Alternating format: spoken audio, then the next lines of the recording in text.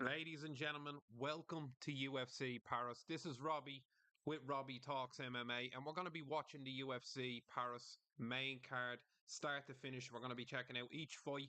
There's going to be analysis, live reactions of each fight as it happens, guys. And if you're only joining me now, I feel sorry for you. The prelims have been absolutely lit.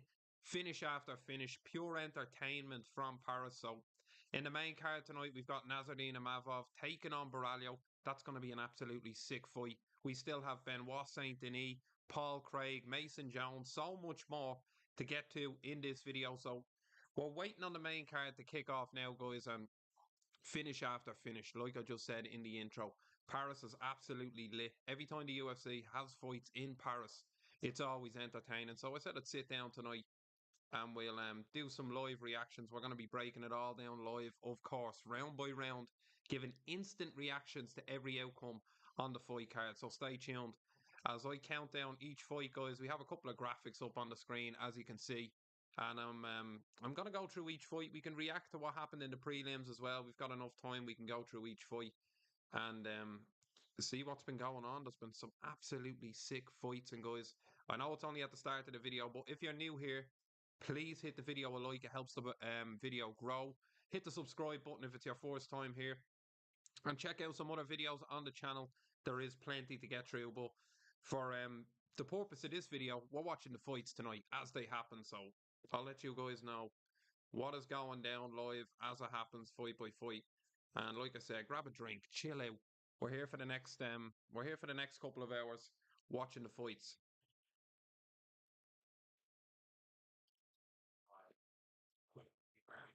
Already some crazy finishes.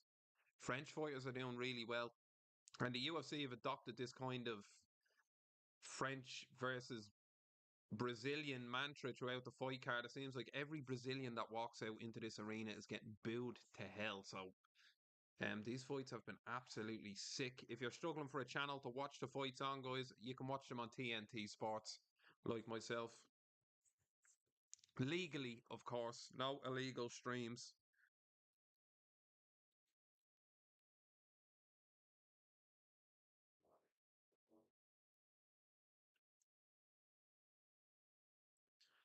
Plenty of clips up on the channel, guys, of the Aspinall press conference with Cyril Gann. Aspinall getting booed out of the building, quite literally. So that wasn't good for Tom Aspinall. Not gonna lie.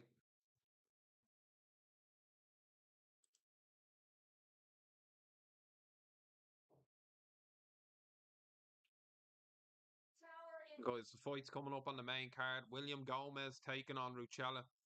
Featherweight fight, as you can see from the image. Gomis, another French hometown fighter, so that's going to be an interesting scrap. Alex Sola taking on Rhys McKee, another fantastic fight. Oki taking on Mason Jones. Bukauskas obviously taking on Paul Craig. The God of War in front of the French crowd tonight. That's going to be an absolutely sick fight in the co-main event. And of course, the main event, Nassourdine Imavov taking on Baralio. That's an interesting fight. Both men have fought the same fighter previously. If you push me for a pick on the Baralio and Imavov fight, I think I'd probably side with Imavov. He just seems to do everything that Baralio does better. So, yeah, big fights tonight. Already some sick fights on this France card. Get the fights on, leave the video running, and we'll check them out. And I understand I don't go live on this channel. This could be the first live video I've ever done on this channel. Primarily, this channel is for shorts, but these are some sick fights. So I said I'd jump on the camera tonight and we'd rewind back time and get the fights going. So hit the like button if it's your first time here, guys, and jump in the chat section. I'm here for the next couple of hours. Want to jump in, drop a comment, do as you please. I'll share the video and try and get a few people in, and we got the ball rolling, guys.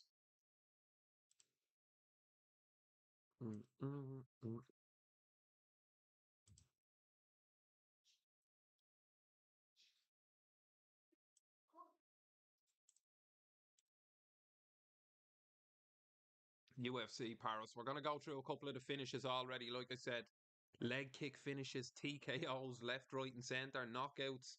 This fight card's been absolutely lit, so we're not in any hurry. We're just waiting on the main card to kick off now. So we got a couple of minutes, and I might just try and share the video out and see if we can get a few people in here now.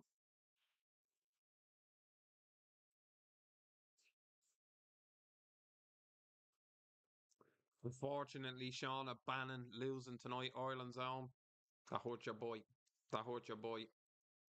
Bannon couldn't get the job done. Hughes was the stronger fighter, imposed their will in that fight previously in the night, guys. The flyer.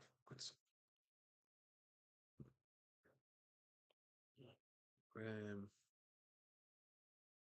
yeah, but disappointing from Shauna Bannon tonight. Bannon primarily a striker, so you knew when they matched her up with Hughes, it was going to be a mismatch, and that was some. Well, yeah, see me attacking that fly, gone in a second. And yeah, I'm gonna try and pump the video out, get a few people in here, guys. This is the first live video I've done on this channel, so hit the like button if you're just joining me. Uh, in here on my own, guys. I'm rocking it. Come on, I need a wingman. Somebody jump in that comment section. We're watching the fights. UFC Paris. The God of War is in the building. Benoit Saint-Denis. And he went toe to toe with Dustin Poirier. Bit of an animal. He's a bit of an animal. But some sick fights tonight.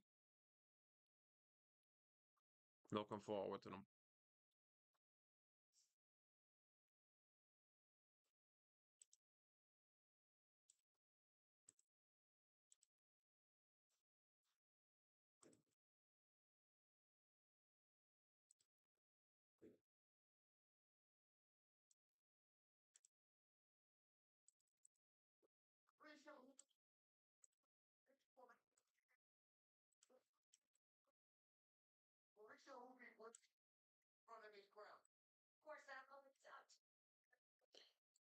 Thomas guaranteeing that Ruffy gets a knockout in front of this crowd tonight. Me too sure of that. French, the energy in that arena, it's carrying the French. I'm telling you. We seen it in the previous fight. We're in no hurry, guys, here. The main card has not started yet, so you can chill for a minute. I'm just going to try and get a few people into the video and get a bit of hype going. The hype machine.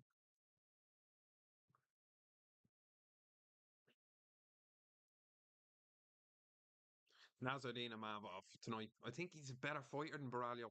I know they both had the similar opponent with Jared Cannonier, but look at Baralio after the Cannonier fight. He was busted up. Nassourdine Imavov's finish over Israel Adesanya cannot be ignored. I know Adesanya isn't the Adesanya of old, but let's be real here. It was some finish.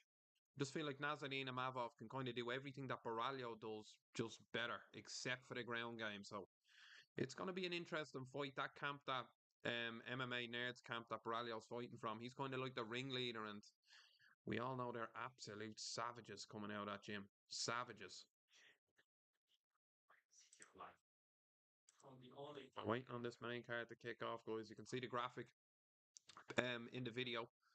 And if it's your first time here, hit the like button. I'm going to be here for the next few hours. So if you want to drop in, drop out, whatever makes you happy, I don't really give a shit. I'm watching the fights either way. And I'm watching them here in my own or with somebody else. Do not care. That's what we're doing. And I'm telling you, the energy in this arena is absolutely electric. Um, that last fight on the prelims, absolute chaos. Chaos.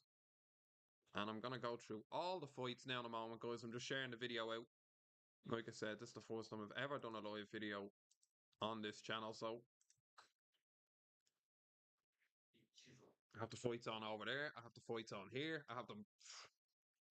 My head's on a swivel here watching these fights tonight. Sometimes, if I have it on the laptop, if I have it on the TV, it's like they're playing at different times. So I'm in the inception of UFC Paris right now. That's what I'm doing. Like I said, guys, sick main card. So some deadly fights to come up. The next fight, I think, is the Gomis and Ruchała fight, I think. So another French hometown fighter. That's guaranteed to be absolutely electric. And guys, if the volume's too low, if there's anybody there, let me know. I haven't even got a way to test this stream right now, so if anybody's in the chat section, let me know if you can hear me. Vive la France!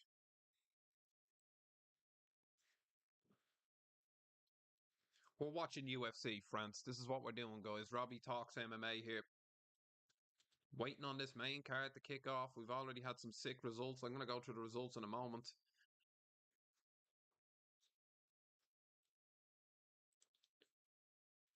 Like Nassourdine Imavov wins this fight tonight, he's got to be looking at a title shot. He's ranked number 2 in the weight division.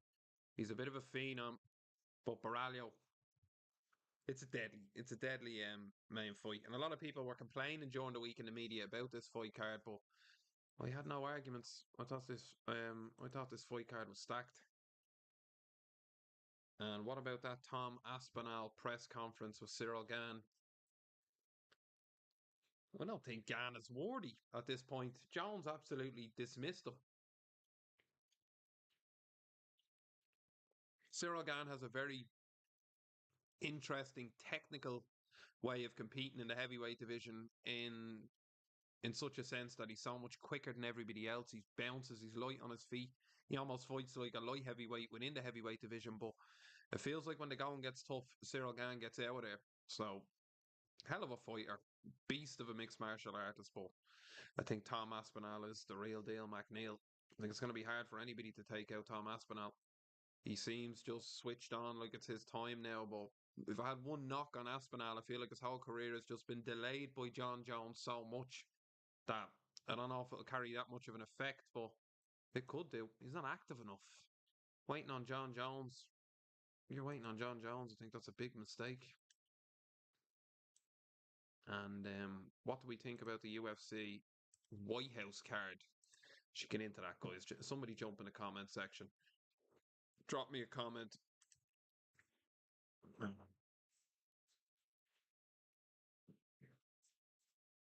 But still some sick fights to come. I'm gonna get a few results up and we can go through the results for a couple of minutes while we wait for this main card to kick off.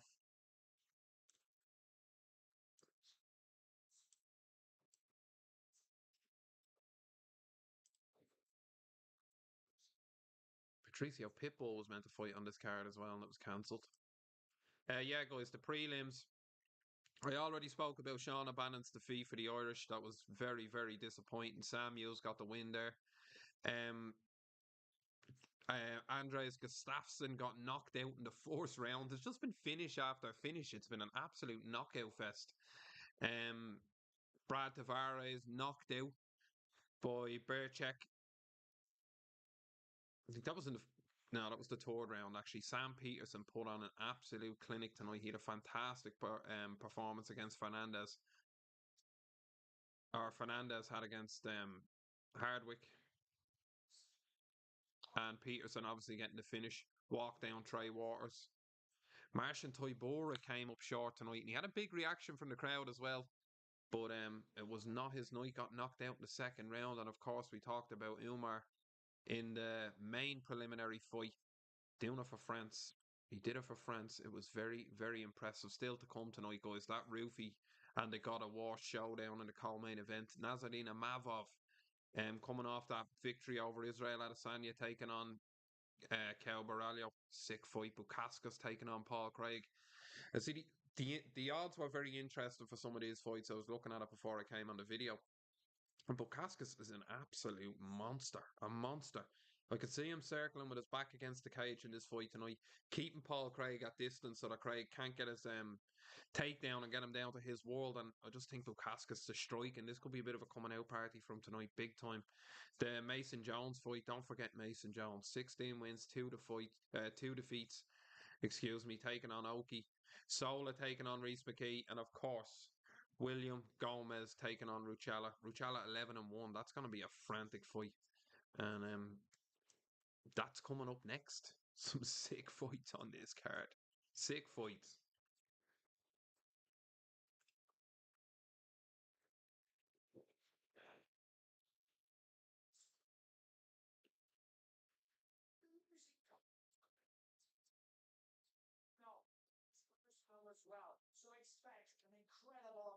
tonight. And we saw that it was personal at the waist. The only love was between Imavov and Borralho. It feels like he's got under the skin of the Frenchman. Imavov told us this week. Baralio thinking that the mind games is going to do for him against Imavov. I think he's going to need more than mind games against Nassourdine Imavov.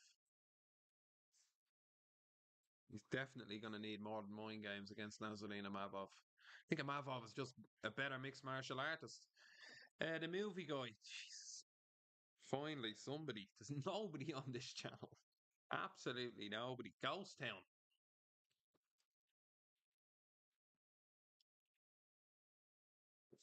Um, the main card should be better than the prelims if that's possible.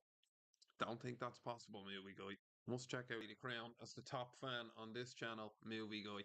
So it's only short videos on this channel, so I want to kick this video off tonight, the live video, and get the ball rolling again, guys, of putting up live videos. So let's hope it builds. And if not, you'll see this video chopped up 6 ways from Sunday's movie guy. So we're still waiting on the main card to kick off, guys. We've a bit of time to burn here. And just movie guy, let me know if that audio's okay in the comment section, because I've no way of testing even. I'm struggling to send a link out here.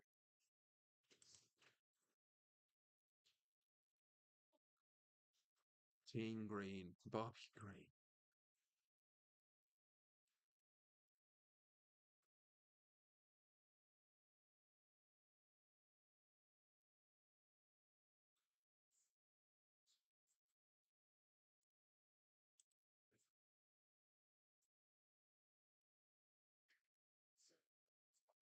Yeah, William Gomis, this is going to be a frantic fight, guaranteeing it. French hometown fighter, solid striker, long reach. And Gomez likes to keep it standing. And he's against a Polish beast. Bit of a prospect coming out of Poland, so it's going to be a good fight. It's going to be striker versus grappler. But like movie guys saying in the comments section,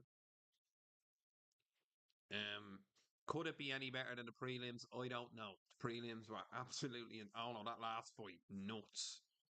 Nuts. It seems like they've got this like French Brazilian beef going on.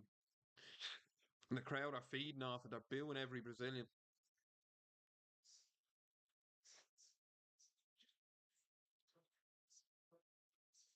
In the bloods. Winning 4 UFC bets. It's going to be a frantic showdown. Bulmers with a punching bag in the background. It is what it is. This is the setup tonight. We're going with it. We're going with it. We're watching the fights. And guys, anybody who's just joined us, if you are just joining the video, make sure you hit the like button. You can see how quiet the chat is now. Let's try and get it going. Don't be lurking in the shadows, lingering like me down in my dungeon. Drop a comment. We're watching UFC Paris. The fights have been absolutely sick. Very disappointed with Tavares on it. Turned it on right when the Tavares fight was on, and to have an animal like that down the prelims. The display put on disappointing. Shauna Bannon disappointing. No ground game. Just nothing there. Nothing there. Gomez, absolute gamer. Movie guy, gamer. Absolute gamer is Gomez.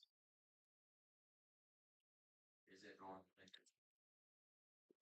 Guys, if you just joined us, smash the video a like. Let's get a few likes going. I'll try and send the link out, but I don't know where to send it. We're here now. Who you got in this fight? Close fight. Grappler against striker. I think I'm gonna go Ruchała. The prospect from Poland. Not sure the odds. Didn't check them, but I might be able to see the odds if I can remove the ticker. No, no odds. Yeah, I think I'm gonna go Ruchała. The French have been really impressive, and maybe the energy of the crowd is going to be enough to really get Gomis going, but he's reckless. He is reckless. Audio is a bit low. Right, we'll sort that out.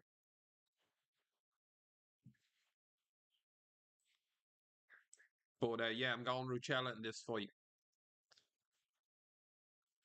Shauna Bannon, very disappointing tonight, movie guy. I won't disagree with that. Won't disagree with that. The Irish were let down tonight in El Peri. And if you just joined us, guys, drop a comment in the comment section. Don't be afraid there. As you can see, the movie guy is hammering the comments in. Um, Smash the video a like. We're watching UFC Paris. The fights have been absolutely sick. We can get through all the results. If anybody wants to talk about any news that's been happening within the world of mixed martial arts, we can talk about that White House fight card. Tom Aspinall getting booed out of Paris in that press conference yesterday. We can talk about bare knuckle boxing, Conor McGregor's Parliament push within Ireland, which is just disgraceful at this point, but I don't even want to get into that. But if anybody has a comment, drop it in the comment section. We're watching the fights, grab a drink, chill out. We're waiting on this main card to kick off, so we're in no hurry here.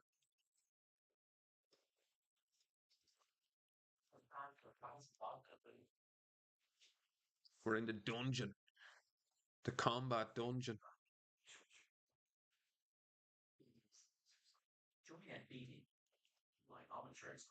Sean O'Bannon, extremely disappointing tonight. That leg kick finish tonight on the prelims was sick.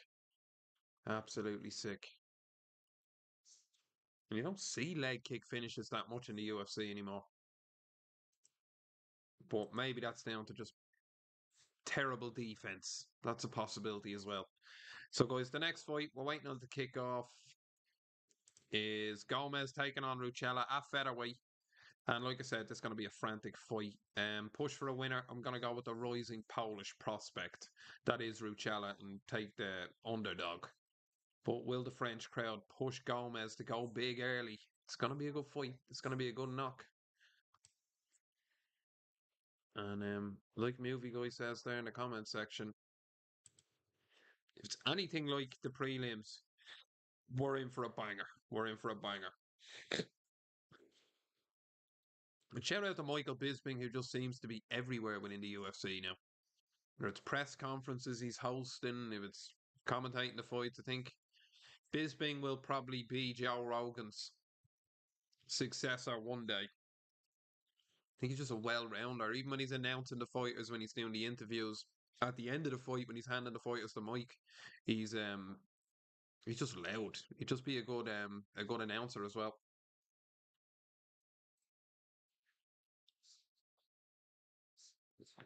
Yeah, Gomis is dangerous. He's about to enter the octagon, guys. 7 wins by knockout.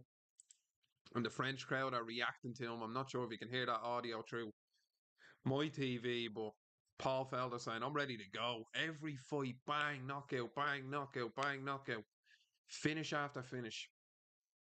And when you have the energy like that in the arena, it just kind of keeps rolling. It just keeps ramping up. Comment section, weigh-ins confirmed for in front of Lincoln Memorial for White House card. It's insane. It's not even like, what year are we in? It's like the future is just, we've gone into another dimension. What the hell are the weigh-ins in front of the memorial? Like, madness. We're going to focus on this featherweight bout, guys. 28-year-old Gomis taking on 27-year-old Ruchała. Similar fighters winning age, but Gomis will have the height and reach advantage in this fight. This is going to be a good knock. I'm telling you, don't rule out Ruchała. 11-1. He's a dangerous individual, but it's like I said, striker against grappler. Interesting fight. Yeah, I heard that mad shout. That's why I was saying it. He really let rip. You can feel like Bisping when he's watching the fights. He's like Chuck Liddell. He's in the fight. So a shout out to Michael Bisping. I think he's my goat.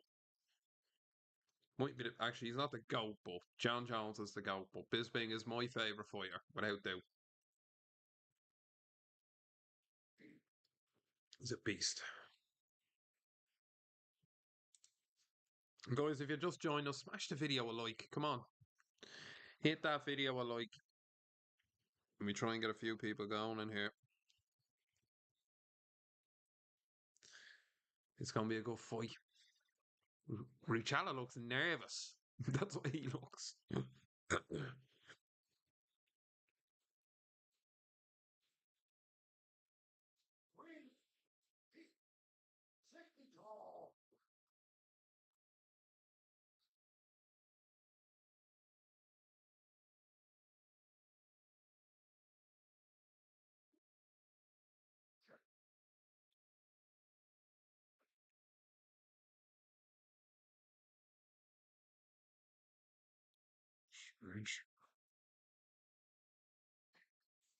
Here we go, guys. Round one. Main card. This is it. Gomis taking on Ruchała. Do not blink for this one. Every fight tonight has been absolutely sick, so we're expecting the same from this one. It looks like the French crowd, the flags are going. These are absolute maniacs in France. And I have to turn my head, guys, because this one's ahead of the one I'm watching here, so I don't want to miss it. Both men meet in the centre of the octagon. It almost looks like Ruchała's smiling at him. I don't think he will be in a minute or two. Yeah, the crowd make anyone nervous. Of course they would. They're very reactive. And even with the WWE, the French crowd were pure buzzing. So they're a vocal crowd.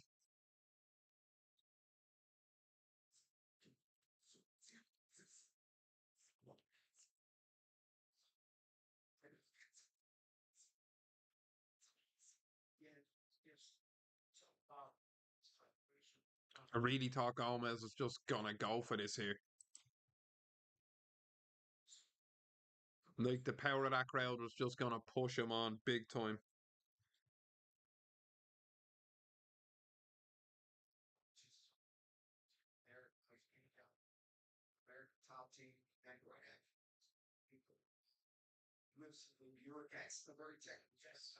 Nice leg kick from Ruchała to snap off that. Bounced off Gomez. It's like it almost feels like Gomez is just waiting here to strike.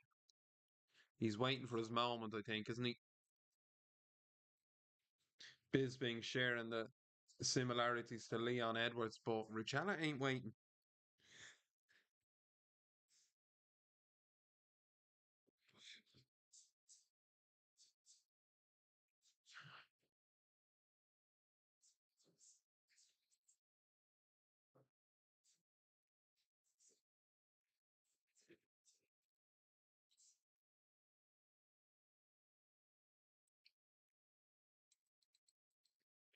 The French crowd is literally just singing along. As Gomez is looking for this knockout. Ruchała looks scared, movie guy. He looks scared. But it's got to be the crowd getting to him. I think it would get to anybody.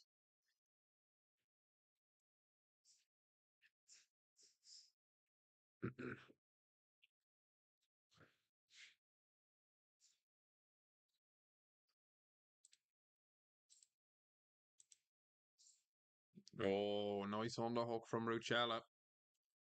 We've got a fight. We've got a fight. Gomez ground game's legit. Sprung up both men against the cage here.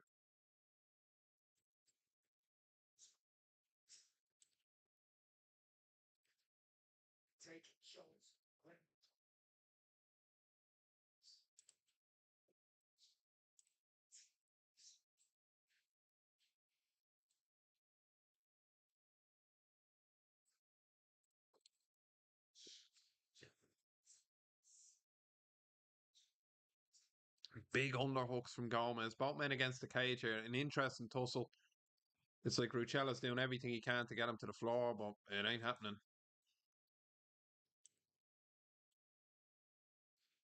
The crowd very reactive to everything Gomez does when he shrugs Ruchała off. They're absolutely roaring, but Ruchella's using his strength, pressing Gomez against the cage. Both men, both men look to separate now.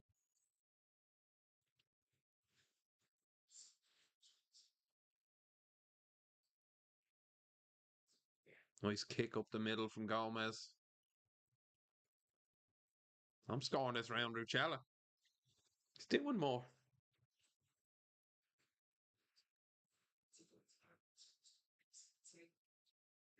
Oh, nice body shot from Ruchała.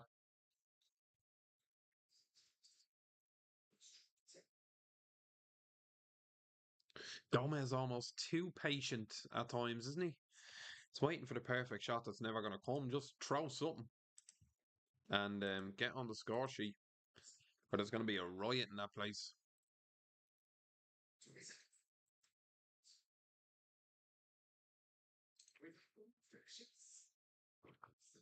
All finishes in the prelims. Every single fight has been a finish. What a mad card. I text somebody telling them about the fights and they told me that they're watching the Ireland match tonight. The Ireland match. Give me a break. Give me a break, bud.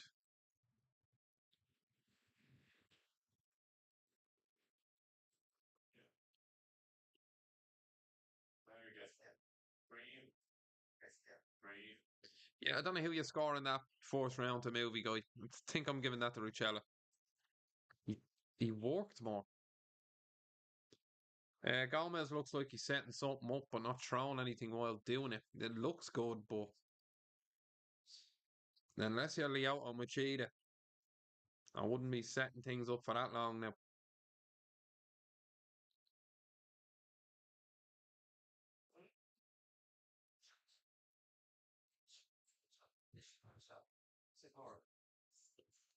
Good fights. They need to keep up the mantra here, and both of them need to look for a finish.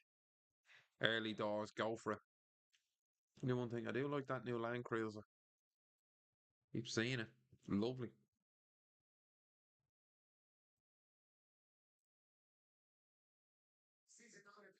Guys, every single fight tonight on the prelims, a finish.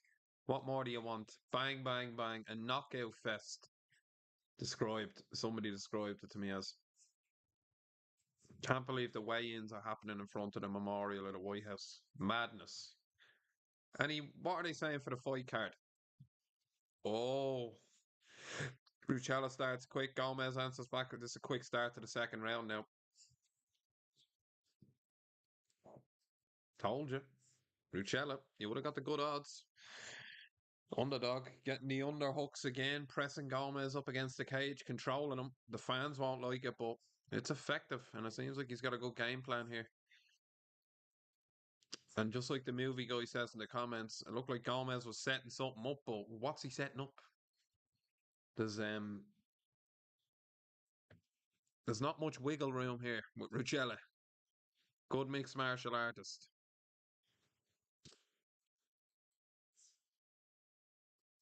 Oh, big shots from Gomez, almost like he heard me.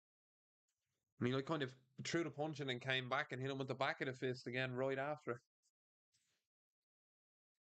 Yeah, Gomez now in the second round is starting to look a bit more comfortable, movie guy. He's starting to plant his shots a bit more.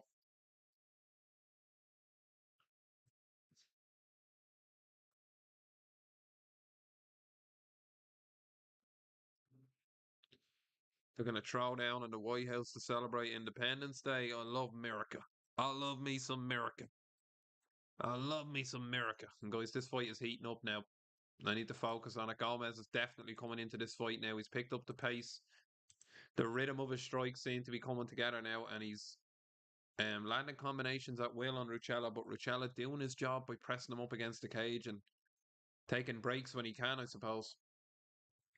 Good fight, good fight. All good fights tonight on this UFC Paris card. And Ruchała, like a Polish pit bull, keeps trying to tie up Gomez and take the energy out of this arena. Poland ain't got much right now. They need something. The bin of Europe, Poland. Don't know if that's an accurate assessment, but not much going on in Poland. But there might be. Tell me the referee isn't standing that up. Tell me the referee wasn't about to stand that up. Ruchała with a genuine takedown on Gomez. He's controlling him on the ground now with 2 minutes and 33 seconds remaining in the second round. And this could be enough time to win the round and win the fight for Ruchała if he can coast in that third round and do something similar here. But he needs to just try and control the hips here of Gomez as Gomez tries to scoot and get his back against the cage and make his way back to his feet. But he's struggling. He is struggling, and the crowd will not like this. Referee can't stop it. Referee won't stop it.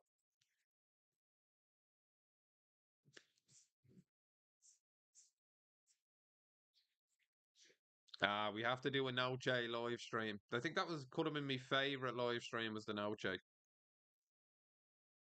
That could have been one of my favorite UFC events ever. Was when the UFC did that in Las Vegas. It was mental. in the sphere. Absolutely mental. Visually, that was one of the most impressive fight cards we ever seen. Had to be the most impressive visually fight card we ever seen. The intros, the stories, the build up to the fights, the graphics were just it was surreal. That was a savage fight card. But shout out to the UFC, yeah, for celebrating Independence Day. Gonna have this White House fight card. It's gonna be madness. If that's if Trump makes it. Who knows what's going on with Donald Trump right now? Is it even Donald Trump anymore? But guys, in terms of this fight, Ruchała pressing Gomis up against the cage, controlling him for these last 2 minutes and 30 odd seconds. So for me, he's winning both rounds. It's up to Gomis to get him off him, and he cannot get him off him. So that's what's happening. Yeah, it's nice for He got back to his feet, Bisping. He got back to his feet a little too late. It's been controlled for the last 3 minutes, so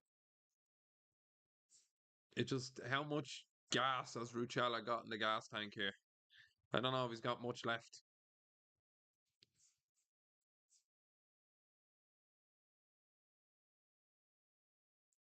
Oh, nice back kick from Gomis, but the round is over.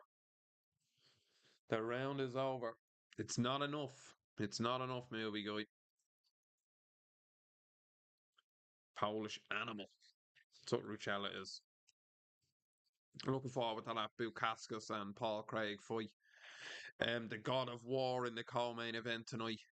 And of course, the main event, Imavov taking on Borralho. And I don't know who you're going with in that main event, I know. I know the Fight Nerds gym is impressive, but I feel like Imavov just does everything Baralio does, but better, except for the ground game. So if Baralio can get him down, could be interesting, but you can see Imavov lighting him up on the feet. Cannonier busted Baralio up. I know they both beat Cannonier, but he did bust him up. Got shot like shit eventually. Right, third round about to begin. Gomis needs a big round here for France, and if he gets it, that place will absolutely erupt. Guaranteeing it. It will erupt if Gomis gets it in the third round. But Ruchała for me, 2 rounds up. 2 rounds up right now. Can't be denied. And guys, if it's your first time here, if you're watching this video back tomorrow, next week, make sure you hit this channel a subscribe. We need all the support we can get. And make sure you like the video. It helps the video get pushed out. But here we go, guys. Round 3. Ruchała taking on Gomis. I've got Ruchała 2 rounds up right now. French crowd ain't happy. And the movie guy says in the comment section, this intense crowd could make or break Nassourdine Imavov tonight. A lot of pressure, a lot of hype. You're coming in. They're booing the opponents. They're all there to see you. That main event pressure. But Gomis picking some nice shots here.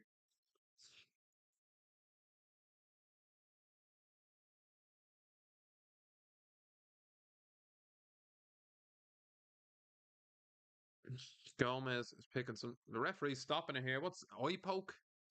Was it? Oh, blatant, dirty eye poke from the hometown fighter. Gomis, why the hell did he do that? It was blatant. To put the finger out right straight in the retina. Gone. He extended the punch and right at the end he straightened his fingers. A dirty tactical move and Bisping using the dirty tactics, saying that maybe it was the perfect move to make. It's just going to make Ruchała go for the takedown even more now. But the doctors are in the cage checking Ruchała's vision. He seems to be responding well to the finger test. But like the commentary team are saying, he's got up to 5 minutes to take here, so we can take all 5 of it. He's only taking a minute now as it stands. That was a blatant eye poke. You could see the finger of Gomis's finger actually going into the eyeball of Ruchała. So That doesn't affect you. I don't know what it is, but he's a Polish gangster, and he'll walk forward and bang no matter what. He puts his hand up for Gomis. Says, "Let's do it. Let's have a knock. Let's finish it here in El Paris. 4 minutes remaining. Two dogs willing to throw down. No quit in Ruchała after a nasty eye poke. So let's hope for a spectacular finish to this fight. Now it's been a tactical build up. Gomis, as long as he's on the outside, he has a chance of winning this fight. But he's got to show a level of hesitancy now. But Ruchała looked to close the distance like he did in the first and second round, tie up against the cage, go for the takedown, and nullify the striking of Gomis. I picked Ruchała to win this fight. I thought the striker versus grappler style of fight suited Ruchała better, but Gomis has got that X factor, and he's got that, like Bisping said earlier on, Leon Edwards, one hit knockout out of nowhere can happen. So we still have a little bit over 3 minutes remaining in this third round, so anything could happen here. Anything could happen here.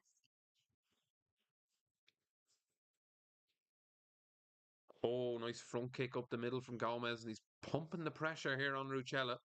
He is pumping the pressure on him.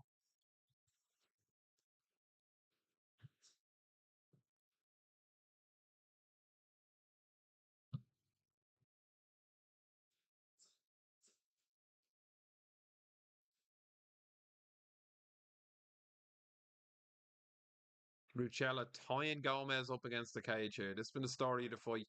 Fans will not like this.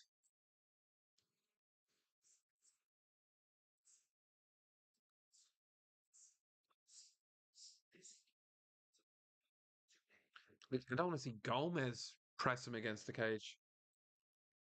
But he's no answer here for this. Ruchała's just too strong. Half a size, but he's too strong. It's the Polish. It's that crap they're drinking. Excelsior, or whatever they call it. And we know they're eating all the carp in the rivers and the roach and the perch, so they're strong. Oh, both men trading big punches there late in the fight. If I was Ruchała, I'd be keeping my chin down now and looking for the takedown. I would not be trading bombs like that if you're 2 rounds up potentially. He's risking it all here, Ruchała. And he was the underdog. I called it, guys.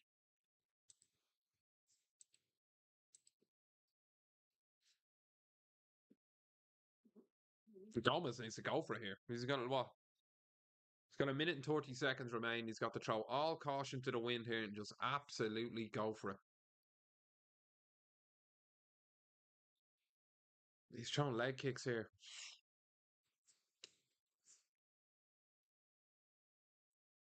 And in fairness to Ruchała, he's game. He's answering back. Oh, nice head kick from Ruchała. He's looking for the finish. Gomis is hurt late in the fight. He's rocked. He's answering back. Ah, this was a good fight. Movie guy, damn you. And I'm not just saying it because I started the stream. It was a good fight. 50 seconds remaining. Gomis got one eye open after the Polish power of Ruchała. And oh, Gomis answers back. Anything can happen here with 40 seconds remaining. Ruchała is out on his feet. Gomis going for the takedown. Why? Oh, he's got to get a hook in here and try and go for a choke or something. But I'm telling you one thing, Ruchała is exhausted.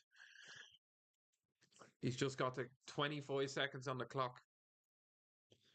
He's got to survive here. Nice elbows from Ruchała. Gomis looks for the takedown. I think the thing to do there probably would have been to separate and try and land a few strikes. But what do I know? As I sit here and drink me Bulmers, Gomis takes the neck of Ruchała. He's going with a choke.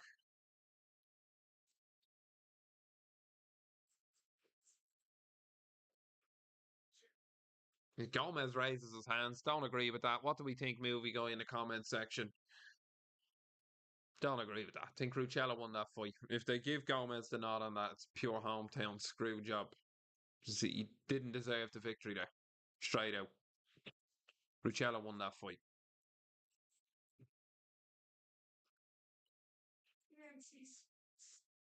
Super values, freshly prepared, simple short cups,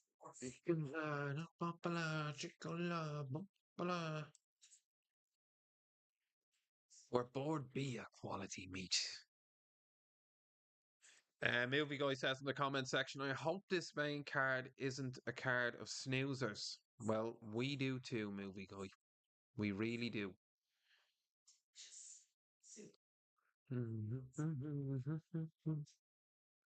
What you know what I'm gonna do? I'm gonna This program contains flashing images and strong violence throughout. waiting on the official decision, guys. I thought Ruchała won that fight. If you disagree with me, let me know in the comment section. But I'm sorry, I thought he won that contest, fair and square. But who knows? In El Paris, what decision will be given?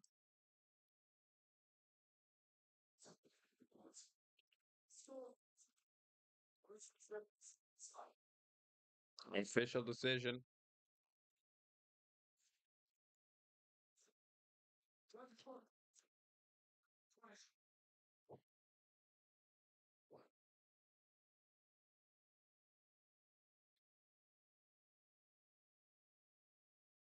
They gave it to him. I don't get that. I really don't get that. Someone tell me I'm wrong there. I do not agree with that. I don't know what fight people were watching there. I don't think I gave him a round. That is shocking that they've given that decision. That's a Polish rip-off.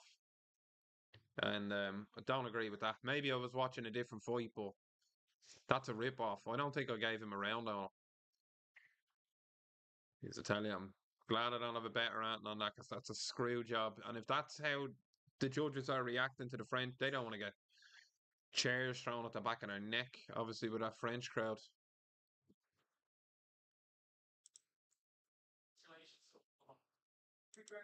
Mother, of course.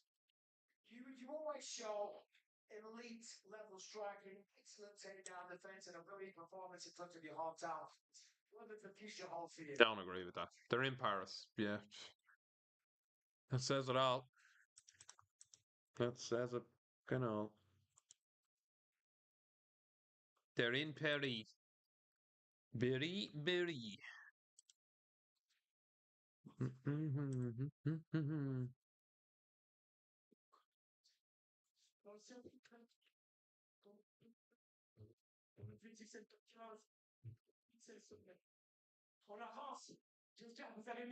Vive la France!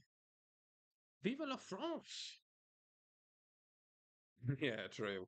They can never lose.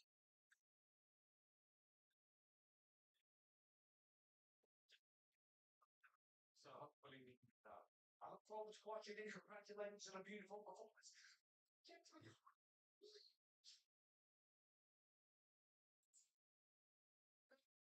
From William Gomis, full Benoit. UFC Paris now unshakable. Yeah, William Gomez progresses to 4-0 at UFC Paris, and to be honest with you guys, don't agree with it. Not one bit. Don't agree with it one bit.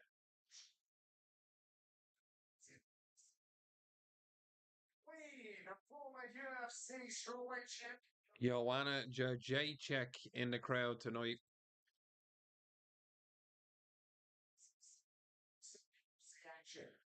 Jelly roll. I have to say I'm not familiar with these jelly rolls. Poor man's Post Malone.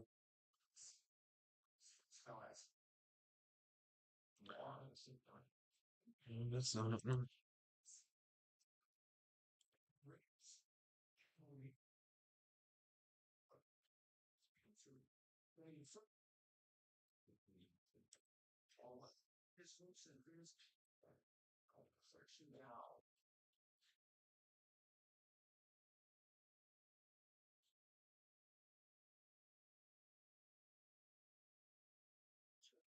Jelly roll is in attendance tonight, yeah. UFC BJJ 3. I didn't even know there was a UFC BJJ 1. They blink this stuff in.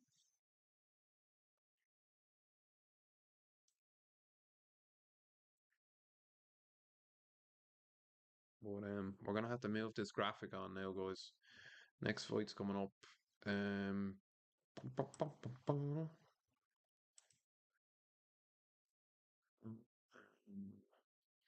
so you don't have a producer. This is the type of stuff you're dealing with. You got to do it on the fly. Bang, bang, bang, bang. Just like that. And guys, you can see the like finger. Hit the video a like. If you're watching it back tomorrow, next week, next year, smash the video a like. Hit the channel a subscribe. We've got an insane amount of views over on the shorts video section, guys. If you want to go back and watch any of the recent press conferences, post-fight press conferences, pre-fight press conferences, any short videos of different fighters. If you want to see Aspinall be booed out, France, go and check them out and have a look around the channel, guys. If you're watching the video back, check us out on TikTok, YouTube, Facebook, everywhere where you watch your fight content. And make sure you hit this video a like, guys. It helps the video spread out. And then it won't be just the movie guy in the comment section. But who we are appreciative for movie guy. But we don't respect him. He's just a movie guy. It's like Bisbing in England. They can't be beaten on home soil. Doesn't happen, movie guy. Hold on.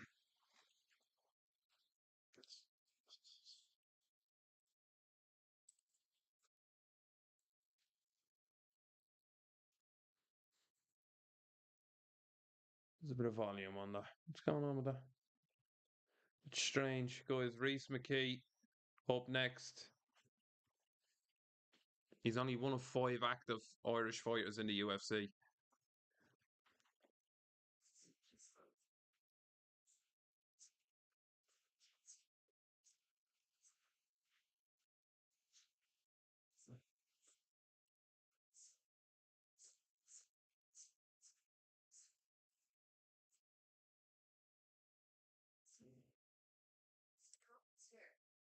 Just it was really good to see Rhys finally get that big win in that last fight. Right? This is the guy who really got thrown to the wall. Yeah, literally first. Yeah, I think if you're Rhys McKee and your fourth fight is Hamza Chimaev, yeah, that's not an ideal situation. It'd be difficult now with Chimaev as champion, I think. You're going to see a very inactive champion. What is going on with this thing? Sorry, guys, I'm having a few technical difficulties here.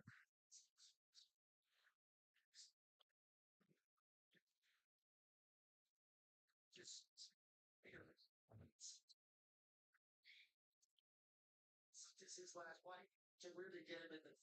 It's funny, Kamal, because I was going to say exactly the same thing this time. It's a very, very talented, top, gritty fighter, and it's a finisher. 14 wins, 14 finishes, and it's never going to get it's like Jimmy in the body, 5 weeks. He's fought animals, has Rhys McKee, guys. Absolute animals.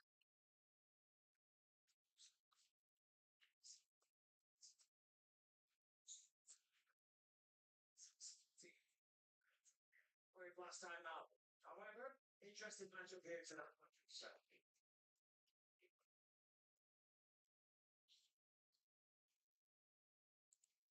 This guy's going into that. Still me head in. Right, guys, back in 2 minutes for this fight. Give me 2 minutes.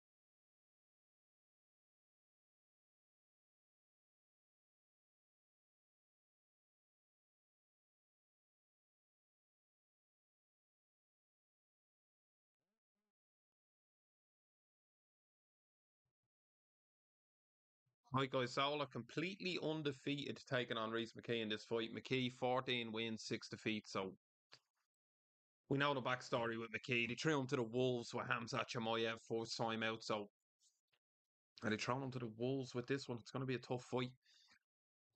It's going to be a tough fight for McKee, but let's hope he gets it done.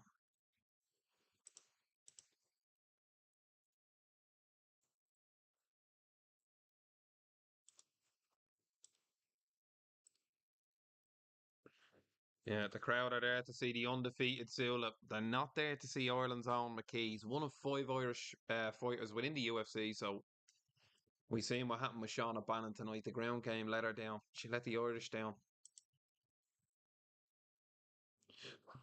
But it happens.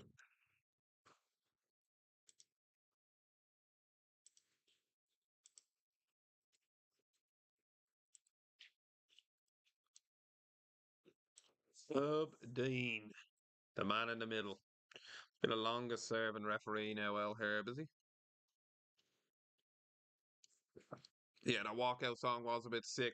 Hope McKee does well here, lads. Round one, the undefeated Sola taking on Rhys McKee. And let's hope for a barn burner here, movie guy. Let's hope for a barn burner.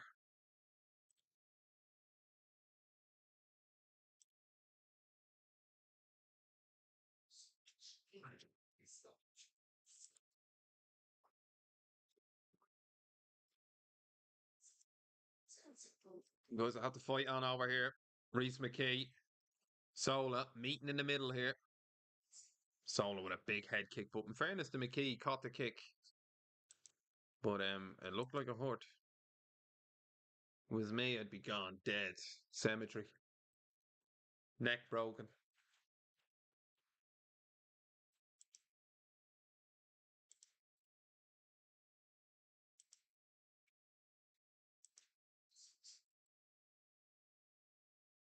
The crowd are singing. Can you hear the noise of them? The atmosphere in there, it's mental.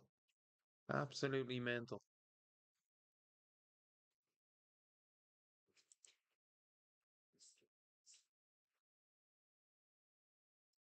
Yeah, Sola looks dangerous. He just every strike is 100%. So accurate. Oh, big shots from Rhys McKee. Silence the crowd. A monstrous right hand. Don't doubt McKee. I think Sola took a step back there and realised, hold on, I'm in a fight now. This isn't going to be one-way traffic while the crowd sing. In the UFC, they're putting you in there against some animal. His career is most likely on the line.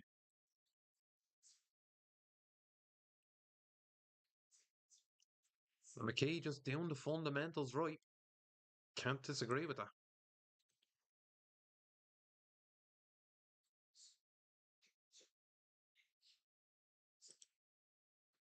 Yeah, that's what Bisbing is basically saying. The same thing I said.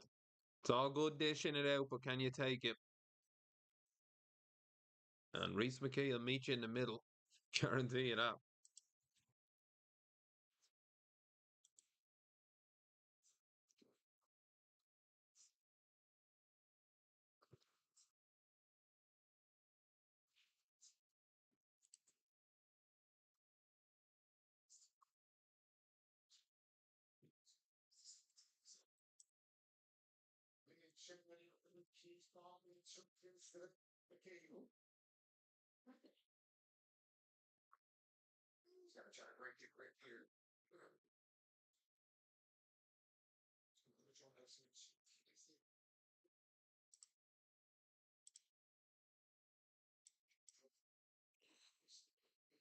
Saying, here's your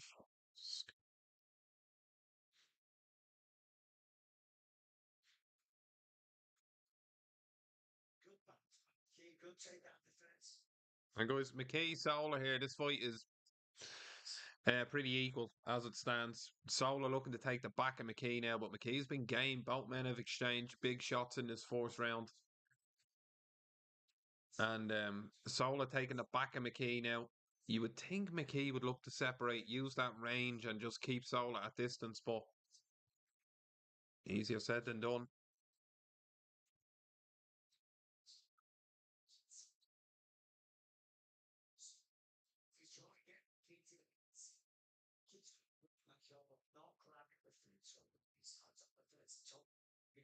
referee's going to be able to straight away. If we probably with this with his position.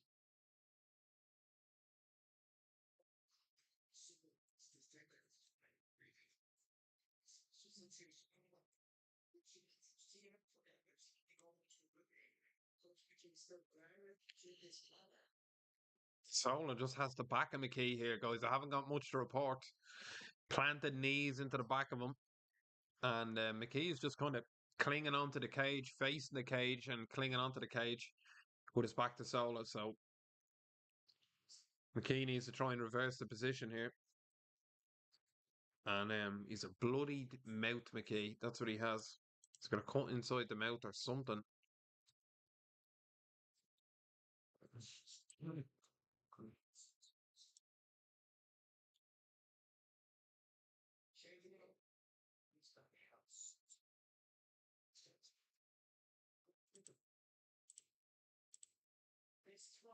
Both men centre the cage now.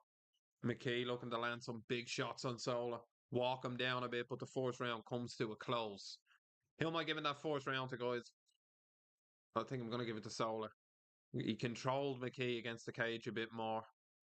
And both men landed big shots. Close rounds. The tough round to score.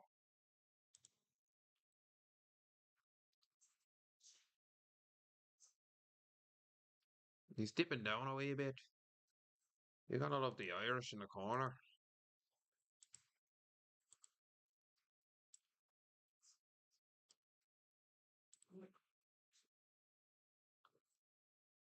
Sounds easy. Saying it in the corner. Different than going out and doing it.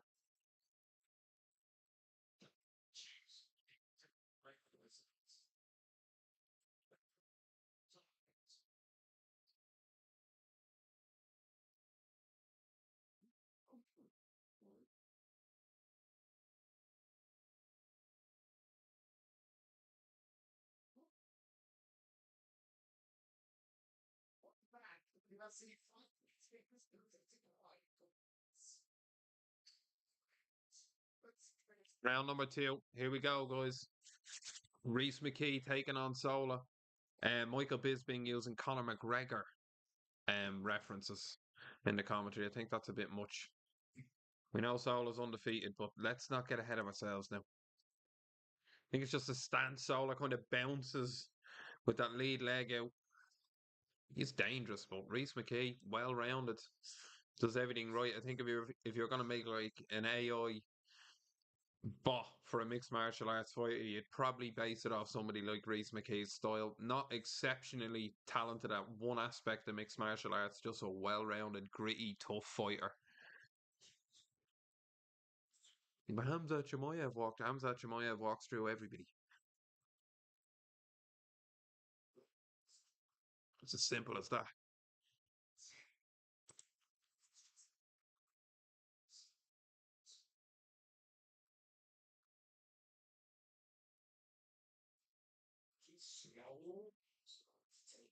It's as simple as that. Both men trading shots in the middle here. Oh, Solo with a nice left hand there. He really sat that one down. McKee felt that, and the bloodied face of McKee is not going to help him on the judges' scorecard. I can tell you that much. That will not help him.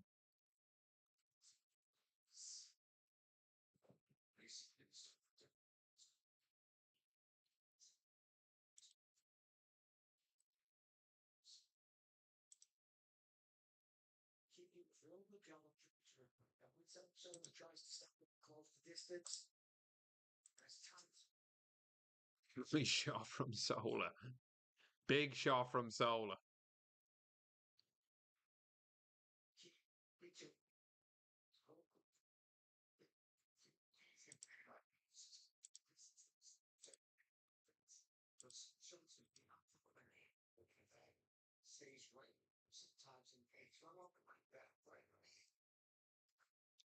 Nice short shots from Sola. He's keeping McKee at bay. It's a close fight. I think McKee is doing well here.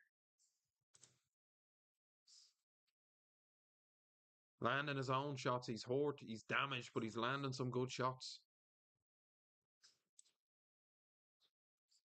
McKee just needs to keep zombie mode here, locked in. Press forward, shot after shot.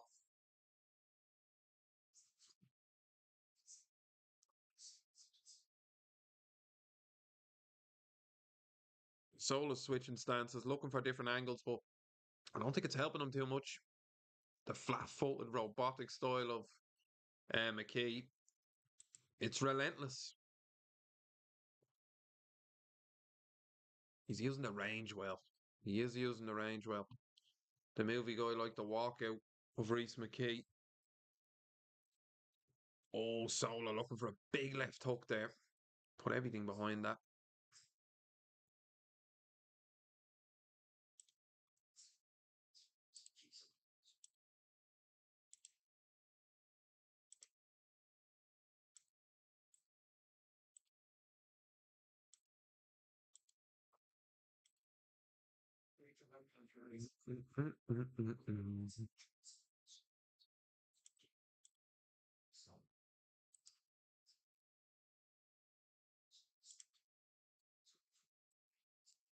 Sol stepped up in weight class for this scrap as well. We can't forget that. He wanted to be on this fight card.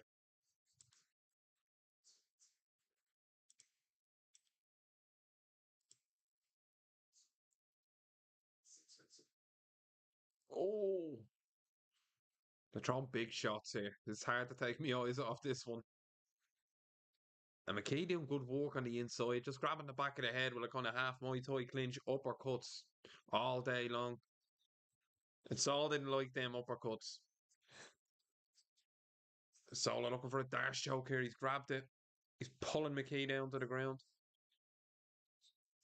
Nice short little sharp elbows from Rhys McKee on the inside. He's just landing them right when Sola grabs him. Slick.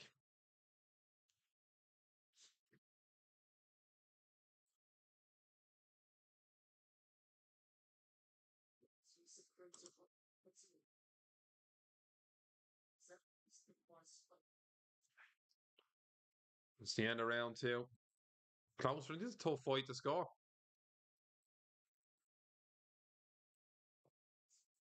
Very tough fight to score.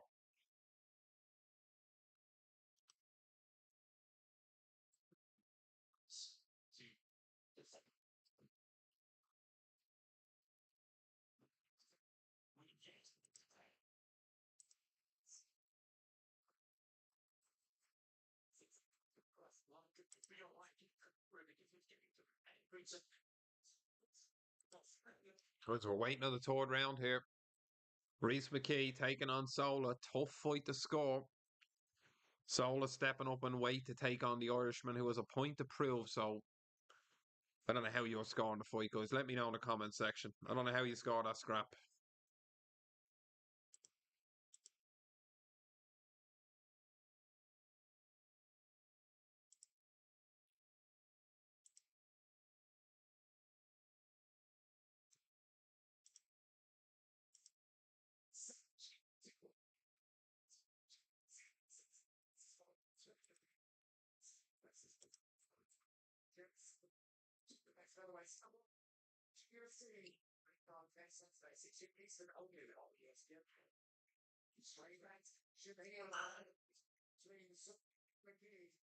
Here we go, guys. Round three. Oh, McKee coming out with two big shots. Sola's on the back foot here. McKee has started this third round quick, and I'd say his corner have had a word in his ear and spoke about them judges. We know after that last fight. The Polak was absolutely robbed. McKee needs to put him away here. And he's trying his best to do it. Big shots from Rhys McKee here. Left hand, right hand. Sola circling with his back to the cage. Yeah, our boy needs a KO here. But he's putting himself at risk with every shot on him. He's literally lunging in with wild hooks. He's too reckless right now. Too reckless.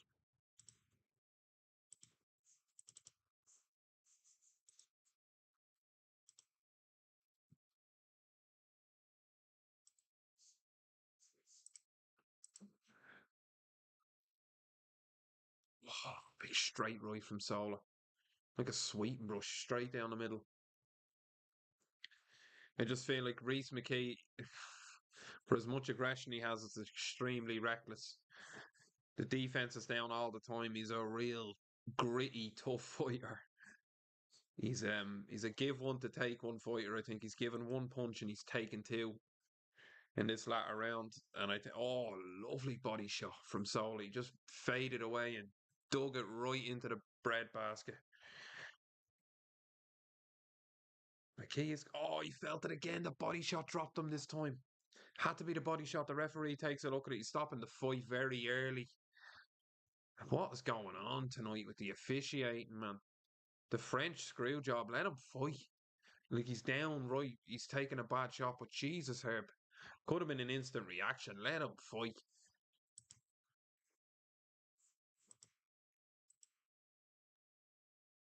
I don't know whether they're going to agree with this now or not, but I think you got to let a fighter fight out, especially a fighter like Rhys McKee, who's in that fight all day long. He got hit with a bad shot. It was an instant reaction. He dropped to the ground. What the hell? I don't know what are the commentary team saying there, Chess? They agreeing with it? I wouldn't be happy with that stoppage if I'm a fighter and I've gone to France to compete and I've just lost me win money. Not taken away from Sola. He looks a fantastic fighter, but I don't agree with that decision. And I didn't agree with the last decision when they screwed Ruchała. Right, so the body shot really hurt him. He went to grab the leg. He took a breather for a second. He was fighting the wrist. What the hell?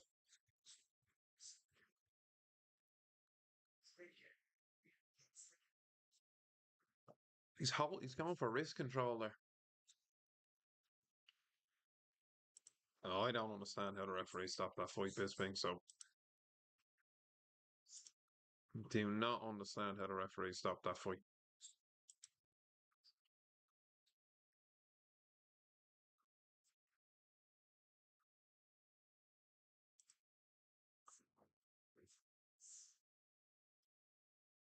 Yeah, that gives Sola his moment in front of the fans. I thought it was an early stoppage. Some people might disagree. I'd be interested to hear what Rhys McKee thinks about it. I know the commentary team are listening to the truck back, and we all know the gig there. They're not going to turn around and say it was crazy early and disrespect Herb Dean. It's all a click. But if I'm Rhys McKee, that's the screw job in France 2.0. Sola looks a fantastic fighter, don't get me wrong, but that for me, that's a frustrating early stoppage for somebody who really needed the win. And maybe that's the inner Irishman in me being a hater, but I thought he really needed that win for his UFC career. And I don't know, maybe Dana White will agree with me in the post-fight press conference. We'll have to see. And you know how you can see, guys? By clicking on the shorts links in this YouTube channel, you'll see all the post-fight press conference videos up on the channel every single week, relentlessly. And you're going to see a lot more live videos coming in the future. So sit tight for that. And if we can mix the shorts videos audience with the live videos audience, we'll be laughing, movie guy. So, Herb Dean, hang your head in shame, straight out. Extremely disappointed with that from Herb Dean. So they're going to lift the hand of Sola.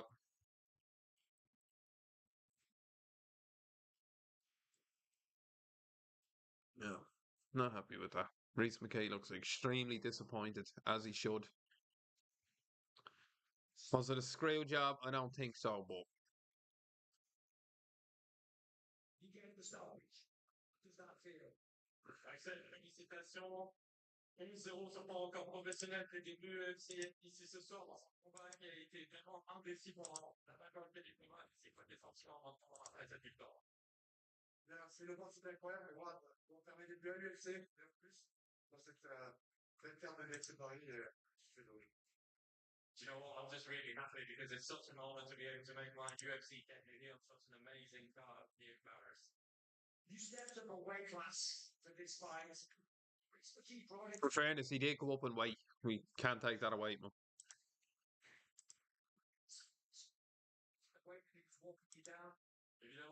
Voilà, Axel, tu as monté d'une catégorie de poids. Rhys, McKee vient vraiment avancer. Est-ce que tu as été peut-être un petit peu surpris dans un but, tu as essayé vraiment de dominer avec ta main gauche, essayer de trouver le high kick, mais c'était quand même pas difficile.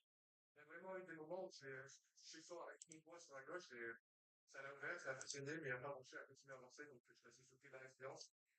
Euh, so you know what? I was quite surprised. He was really resilient because I was throwing it all Yeah, Sola stepping up and weight, an impressive performance. Maybe I'm being a bit of a hater, but he just came in to fight. He doesn't control the outcome of the fight.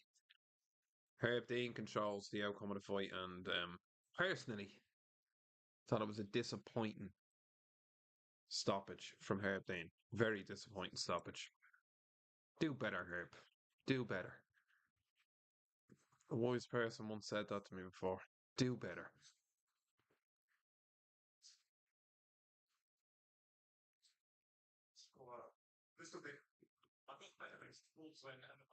I believe we have Bukauskas and Paul Craig up next. And I talked a little bit of smack earlier on in the video. For anybody who wasn't here, basically saying that I think Bukauskas is going to be able to get us back against the cage, stop the takedown of Paul Craig, and light him up big time. Listen to Bisping. Bisping's really letting it rip tonight with them call-outs. He's definitely drinking. Guarantee he's drinking. Not saying the man has a drinking problem, but Bisping, you've got a drinking problem. Showed up at the press conference against George St. Pierre hammered. Oh, Thomas Spinell to a sea of boos again. And then Cyril Gannon getting a shout out.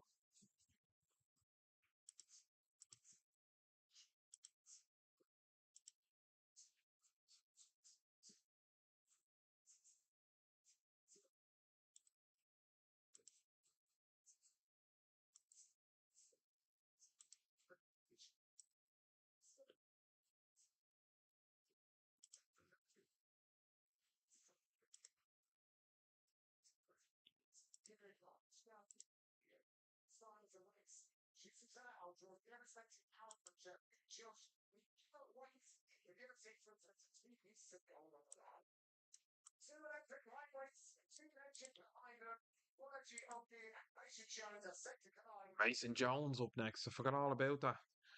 And guys, looking at the ankle of Pereira fight there, am I not pumped for it? Not really. Uh, Sandhagen is a different option, I think, for Marab Deshvili, but I think we all know what's going to happen there. It's plain sailing for Marab Deshvili. And guys, if you just joined us, we're watching the UFC Paris fight card. It's been an absolutely sick preliminary card. The main card has been entertaining, but I've disagreed with both outcomes. I don't know whether that's me being moronic, but the decision in the fourth fight was wrong. The stoppage in the second fight was definitely wrong. It seems to be that the officials have gotten a little tap on the shoulder tonight, and they've a little whisper in the ear, and keep that crowd happy. We don't want our cars smashed tonight on the way out.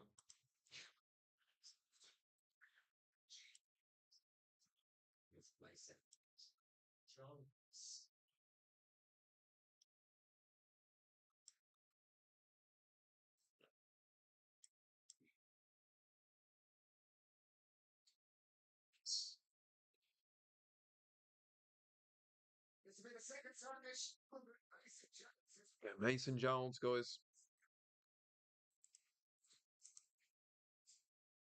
He's used to being the enemy. He's used to fighting in enemy territory. There's no doubt about that. And shit, I need to move the background image on. We no longer have a producer.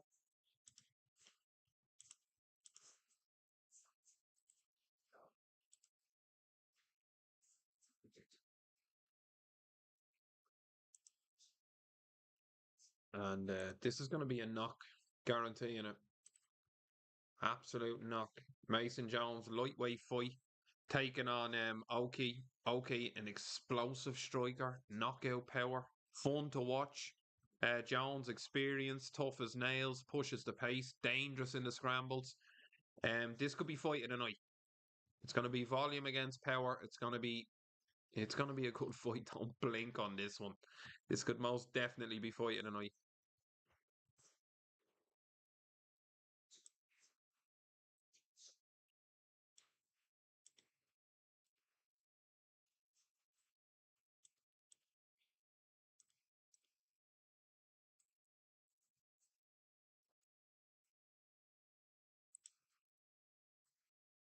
And Mason Jones confident. He's gonna need it tonight.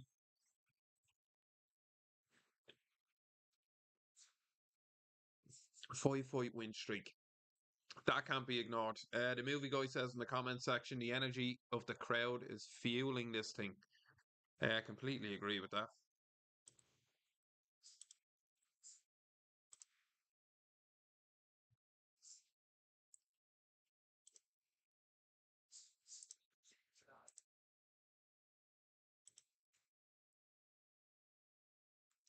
Now you hear the crowd. They're lifting again.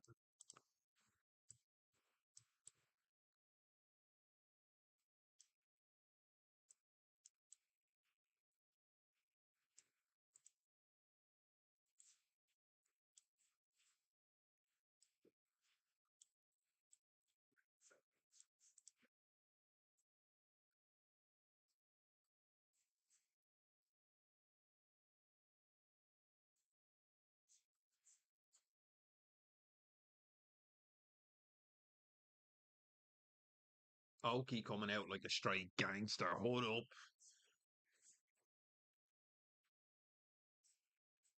Explosive, like I said there a couple of moments ago. It's gonna make for an interesting fight. It's gonna be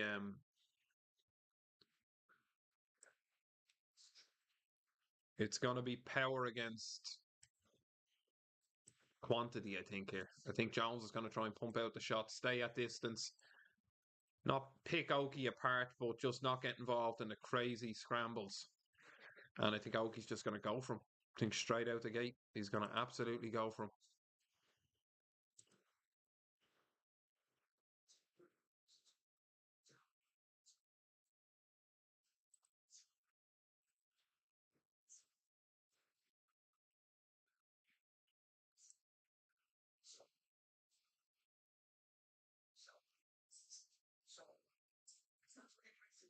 Every single time.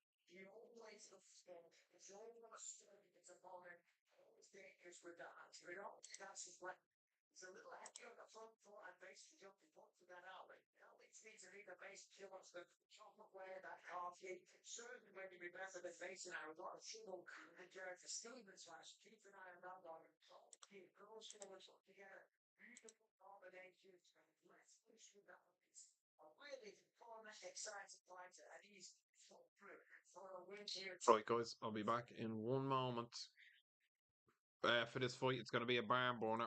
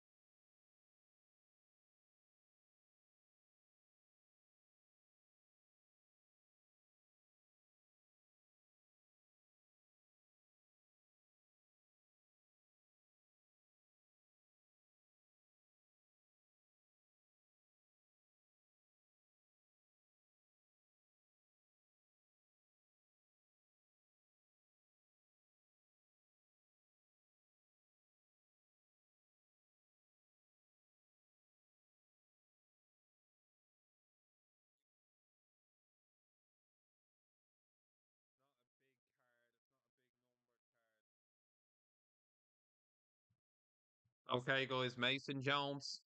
Has he got enough in the tank to do this? Oki says if you walk forward, it's going to be a short night. Here we go, round one. Big kick from Mason Jones early doors.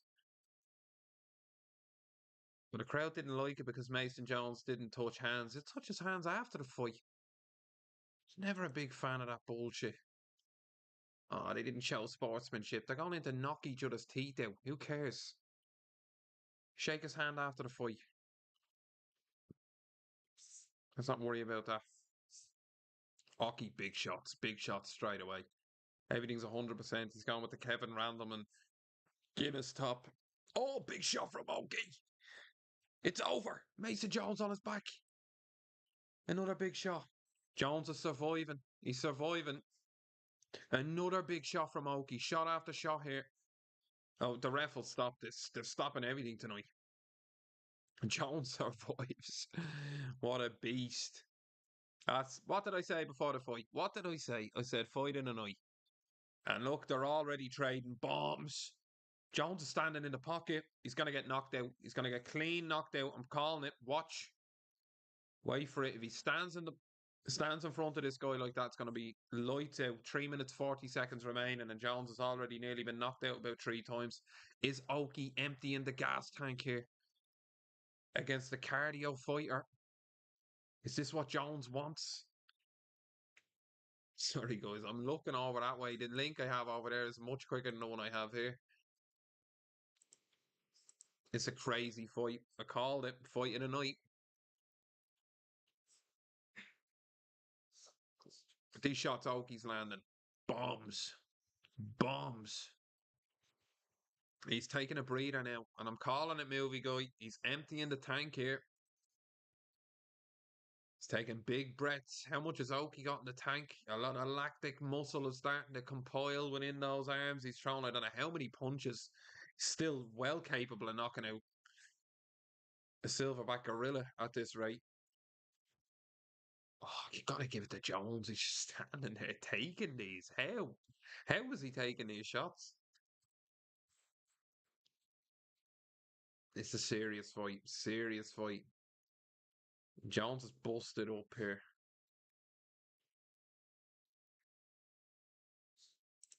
Yeah. I don't think it's really computing for Oki here how. Oh, Jones hurt him. He's gonna not finish him. And now Jones is jumping on the neck. He's going for the choke, a complete turnaround. His elbows from the top. I can't believe the scenes of this fight. He landed something. I caught it out of the corner of my eye. I seen Oki's back to his feet. Oh, he's tripped him. Jones has flipped him. He's got him on his back. This is madness. Madness. Absolute madness.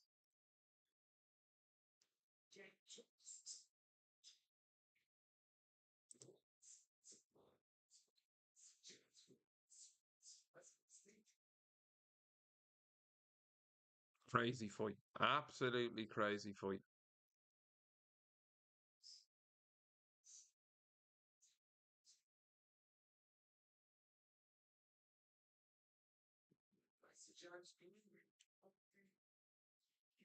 And Jones controlling Oki on the ground now, guys. Not much to report after a frantic fourth round. He's got him inside control now. I'm not going to say both men are taking a breather. I'm going to say both men deserve a breather. Don't know how much energy Oki's going to have left. I'm telling you, Jones is dangerous on the ground. He is dangerous. You don't want to be down here with him if you're Oki. And he's looking to hyperextend the arm of Oki here. And it's close. And Oki escapes. This is a crazy fight. Back and forth madness.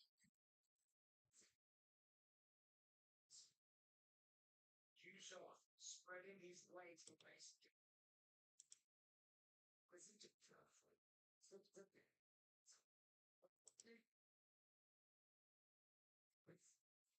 Jones is looking to capture that arm. He's looking to hyperextend that right arm.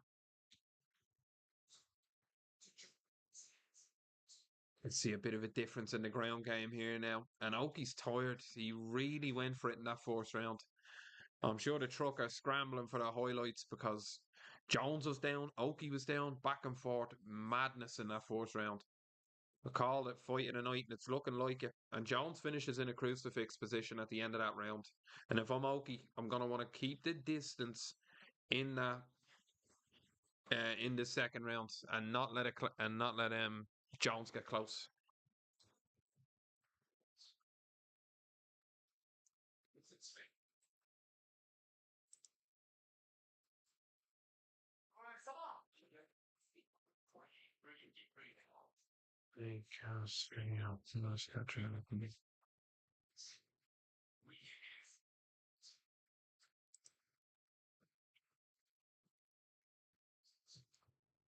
Are you listening to me? He's on Dream Street. Oki looks like he's in no man's land. And Mason Jones looks game, ready to go. Looks ready to go.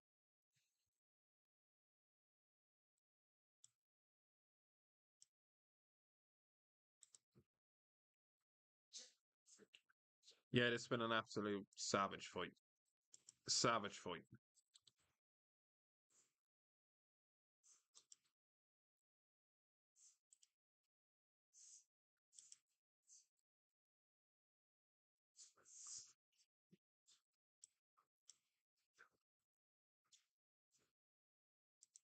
Guys, round two kicking off.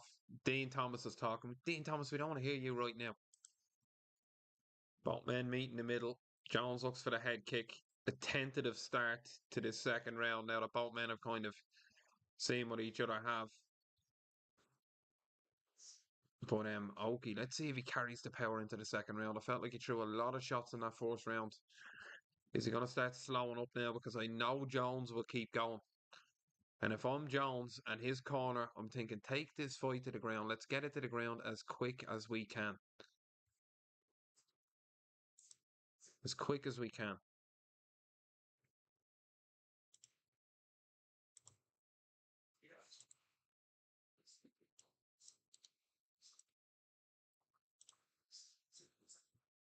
Yeah, Oki wasn't there. That's what Bisping's saying. The corner were basically saying to him, are you listening to me? Are you there? And he was just somewhere else, gone. And who can blame him?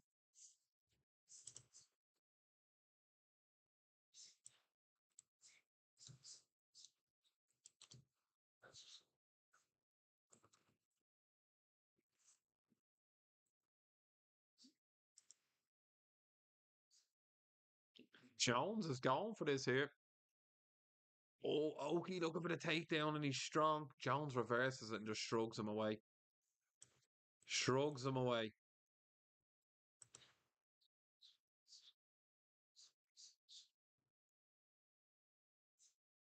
Big takedown from Mason Jones, and the trajectory of this fight is changing and it's shifting towards Jones. I think it's a case of Oki just running out of steam.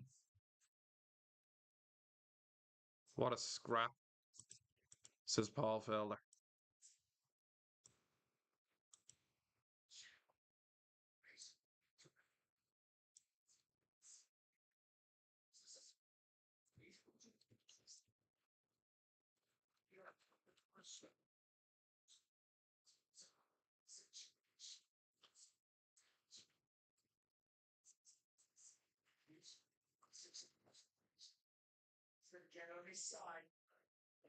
Oki's on his back here, in big trouble in this fight against Jones. He's struggling here.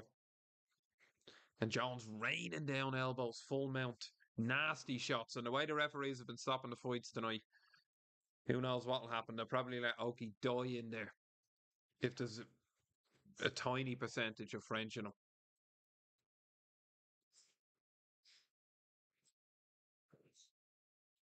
Mason Jones raining down elbow, elbow after elbow after elbow. The referee's going to have to take a look soon. Like, there's nothing Oki can do here. Like, how didn't they stop the last one? That's it. The ref stopped it. Like, it's madness. No consistency with the refereeing, but a big shout out to Mason Jones, who just is solidifying his name in the UFC as an absolute war machine. He's a beast. Hit him with bombs, dropped everything, got back up, just keeps fighting. Absolute animal. And he's got a tough skill set that a lot of fighters are going to come up short against. Too much heart. Just too much heart. He's a beast.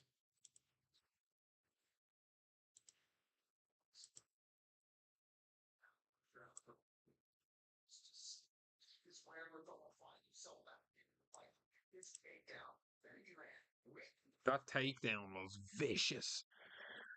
And the size of Oki compared to him just ragdolled him straight up against the cage, full mount, and now it was just time to land elbow after elbow, relentless attack.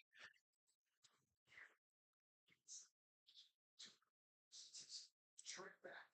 See, what a fight. I mean, congrats to both guys. So that's on bringing. But unbelievable fight. Just sits. Yeah, sick win, savage fight. Definitely fight of the night. Like I said, it would be. That doesn't always happen, but I did call it. Your boy did call it. And I've got to take a leap, guys. Show moves on. Fight card moves on. It's starting to heat up now, movie guy. Starting to heat up now, buddy.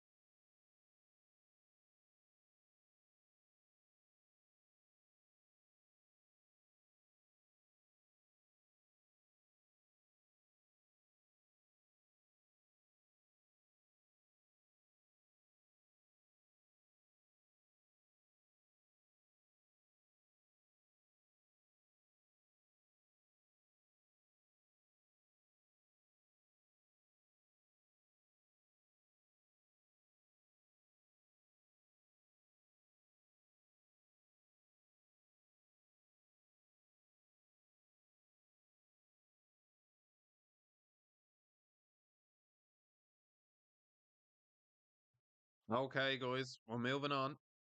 Next up, we have Bukauskas taking on Paul Craig. And this is going to be a sick contest. We called the last fight. Fight of the night. Movie guy, I had to be fight of the night last time out. Next up could be another potential for fight of the night. The ground game of Paul Craig taking on Bukauskas. We're watching UFC Paris for anybody just joining the video. We're watching a fight by fight live analysis, reactions to the fights as they happen. So strap in and check it out. We're watching UFC Paris. Anybody just joining over on TikTok, you need to get over onto the YouTube channel. Updated graphics, better setup. But thanks for joining over on TikTok. YouTube movie guy, how we looking? Been some sick fights tonight. I think you look at the prelims. I don't know if we're gonna call the Mason Jones fight of the night, but it was a banger. It was a barn burner. It was a good scrap. And the UFC right now just showing the graphics for Lopez Silva UFC Noche. The fight card it's beige. It's beige. Rafa Garcia taking on Gordon Martinez taking on Font. That to me is a prelim. That fight card. I know UFC Noche always delivers, and the UFC will promote the shit out of UFC Noche to guarantee that it does deliver. But it'll be the fight card that Dana White says. I told you all it was gonna is we're giving out about the card and it was sick. But guys, this is Robbie with Robbie Talks MMA. We're watching UFC Paris fight by fight. Shout out to the movie guy over on YouTube. He's keeping the comment section going. If you're joining us on TikTok, smash the video a like. We're watching some fights, guys. If you want to interact a little bit more over on TikTok, head over to the YouTube channel. The link is not in the description. Find it. It's Robbie Talks MMA. It's not rocket science. Well, we're watching the fights, UFC Paris. And yeah, the fights have been sick. The prelims have been absolutely sick. Knockouts left, right, and centre. Up next, Paul the Bergio Craig taking on Bukauskas. Earlier on in the night, I had a prediction for this fight. I said that I thought Bukauskas was going to keep his back to the cage, circle away from the takedowns of Paul Craig and light him up, but I don't know if he will light him up or not. But anybody over on TikTok, guys, make sure you head over to the YouTube channel. Robbie Talks MMA. It's not a great setup here on TikTok. It looks a lot better on YouTube. So head over to YouTube, drop a comment in the comment section. Anybody watching the fights tonight, UFC Paris, we're watching them. We're watching every single fight. It's been knockout after knockout. The last fight, predicted it as fight of the night. For me, it was fight of the night. The prelims were lit as well. Every fight on the prelims was legit. But if you're just joining us on TikTok, guys, hit the video. Well, I don't know what you do on TikTok. Hit a like, drop a comment in the comment section. And we're watching the fights start to finish. Up next, it's Bukauskas taking on Paul the Bergio Craig. If you want a little bit of information on the fight, um, Bukauskas, dangerous kickboxer. Like I said a few moments ago, guys, he's going to want to keep his back to the cage, circle away from Paul Craig, try and land something at range because he is tall. He's a rangy fighter. He likes to keep the distance, and you're going to want to keep the distance against Paul Craig. He's going to look to close the distance, get you down to the ground, and submit you. We know Craig is a submission wizard. He has finishes over some absolutely elite fighters. Uh, Legit submission finishes. The talking points in this fight is similar to a lot of fights tonight. It's striker against grappler. So, is Paul Craig going to be able to submit Bukauskas? Is Bukauskas going to be able to keep Craig at range and land the shots? I think he is. But Craig, guys, if this fight goes to the ground, it's a wrap anaconda on the canvas. Absolute voice on the canvas. And this is going to be a good fight. This is going to be a barn burner. Every fight on this UFC Paris card has been a barn burner. Let me know in the comment section who you think is going to win this fight. Is it going to be Craig? Is it going to be Bukauskas? And up next, we only have what, 2 or 3 fights left. Up next, we have Benoit Saint-Denis, aka the God of War. We won't forget his fight with Dustin Poirier in a hurry. This is an absolute showdown. Guys, make sure we're smashing the video a like over on TikTok. Anybody on YouTube, hit the subscribe button. Yeah, Ruffy against Saint Benoit. A lot of people picking Ruffy in that co-main event. He is a beast. A bit of an unknown still for me in the UFC. But the French crowd are gonna go absolutely nuts for Benoit Saint-Denis. And like the movie guy said over in on YouTube, guys, in the comment section, um, how Benoit reacts to that crowd is going to play a lot into this fight. A lot of pressure. Same with Nassourdine Imavov in the main event, coming in against Caio Borralho.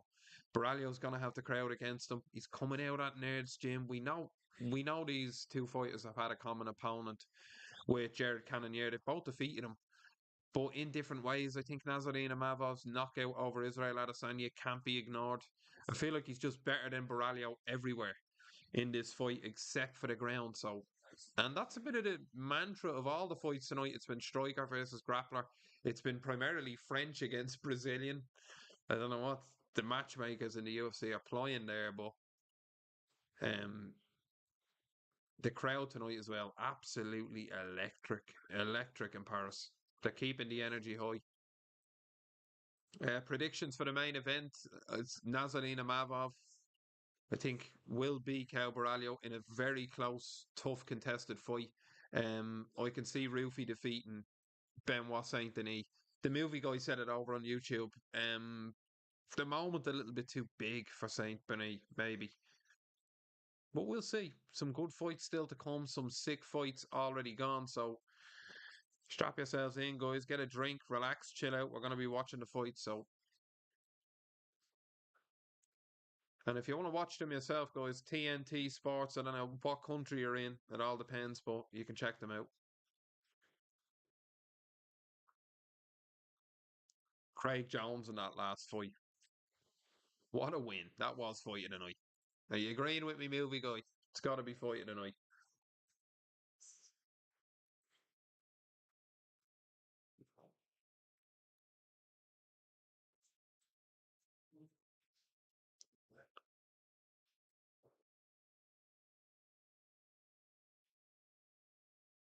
Yeah, still main event to come.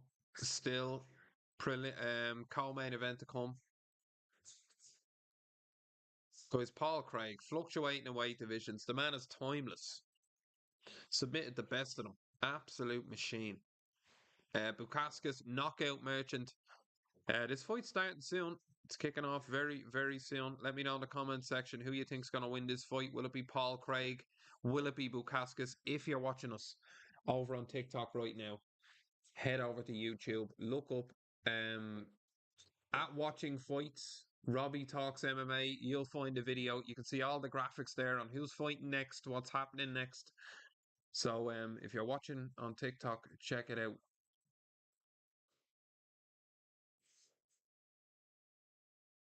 The movie guy. Shout out to the movie guy in the comment section. He's kept it going. He's a weak, absolutely weak TikTok. Let's get a few comments in. Surely I can't be the only person out there watching these fights tonight. Live from Paris. The French always bring it. The pure energy in that place. Knockout after knockout on this UFC France card. If you're not watching it, what are you watching? It's as simple as that. Leave me on in the background. Don't forget that. Andrew R10 lurking on TikTok. Movie guys, keeping it locked down over on YouTube. Head over to YouTube, guys. Look at the Own Talks UFC. Seen him there. He's come and gone. Own, what's going down? Jump in the comment section. If you're talking UFC, let's talk UFC because we're watching it right now. UFC Paris. Head over to YouTube. You can watch us in the dungeon. But right now, we're going to talk about Paul Craig taking on Bukauskas. Bruce Buffer is the man in the middle, and he is looking slick tonight. Buffer. Suits. I don't know what he's doing with the suits. He's got to be renting them. If he's buying them, why are you doing it, Buffer? Goes Paul Craig. 17 wins, 9 defeats. A Scotsman like no other. With a ground game like no other. Movie guy over on YouTube is saying that it was comeback of the year in that last fight. If you're only joining us now on TikTok and you haven't been watching these fights, I feel for you. I feel for you.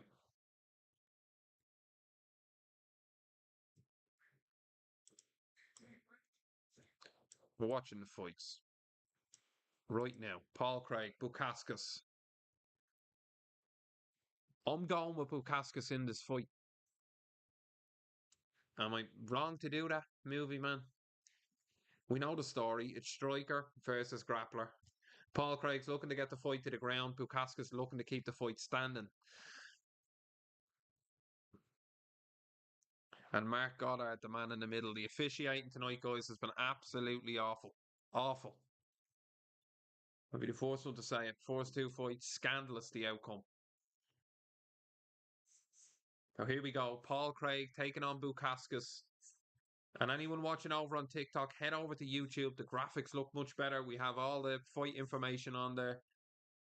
Just search at watching fights. Here we go, guys. Round one. Let's go. Bukauskas taking on Paul Craig. I spoke about the striking of Bukauskas could be a big problem here for Paul Craig. And if Craig leaves his head up in the air early in this fight, he's going to get knocked out. So here we go. With Paul Craig, if he can, close the distance, get the fight to the ground, and submit Bukauskas, it'd be a big feather in his cap. This is kickboxer against ground fighter, so let's see how it pans out. And I'm looking over here because I have the fight on here, I have the fight on there, I've got the fight on everywhere. Different speeds, big kick from Paul Craig. What if he knocks out Bukauskas? Never. Never. We're watching the fights, guys. UFC Paris, as they happen. It's the fourth round. Paul Craig taking on Bukauskas. You can see the graphics on YouTube. Check it out. And Bukauskas coming in with big shots on Paul Craig, pressing him against the cage.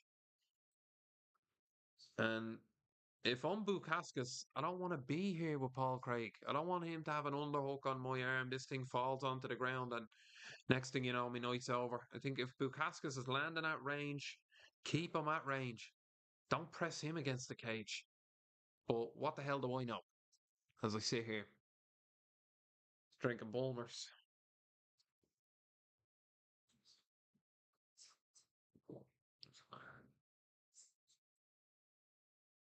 Both men separate back to the centre of the cage. Just over 3 minutes remaining in the fourth round between Bukauskas and Paul Craig. UFC Paris live right now. And Bukauskas got range here is just dangerous. Bad news for Paul Craig. Chopping up the legs of the Scotsman. And as long as Bukauskas can stay on the outside here, he's going to land something significant on Craig. He moves in too quick when he punches. He can close range really fast. One or two steps and Paul Craig's going to be an early night. Craig needs to close the distance. He uses kicks. He has got some decent kicks. Not that much weight behind them, but they're decent kicks. Try and get it to the ground in a scramble, an off-balance interaction with the two of them. And guys, keep hitting the video a like over on TikTok. I'm trying to get people from TikTok to YouTube. It's not happening, but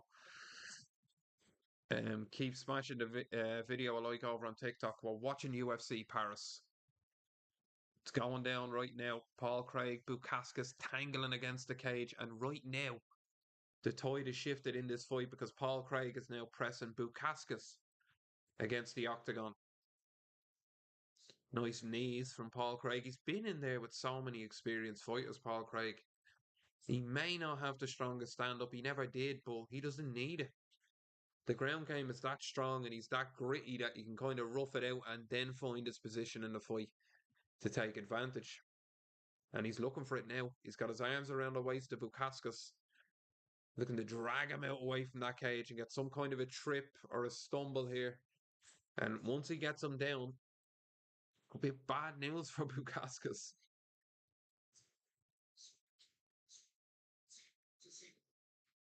Bukauskas reverses the position. Felt like Paul Craig had a moment in that fight there. He could have took it. He didn't take it. He didn't take it. Yeah, the crowd's been spoiled. They're booing now.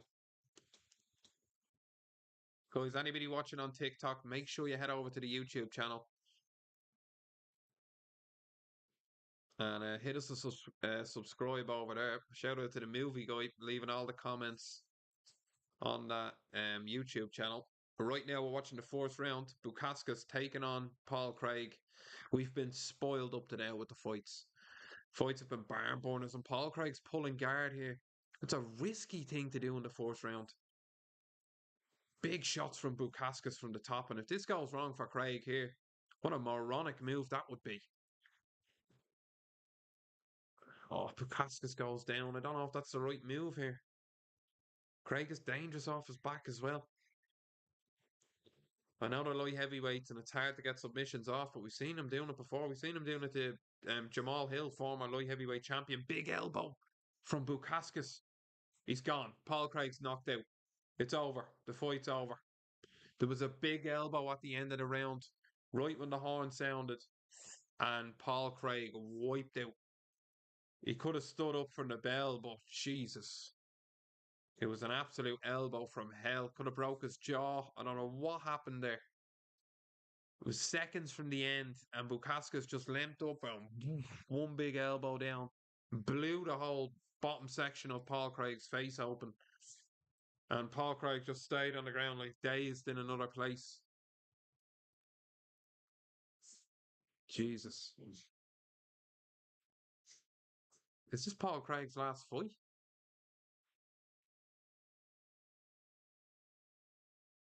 Big elbow. I don't know what really happened there. Craig was out. Maybe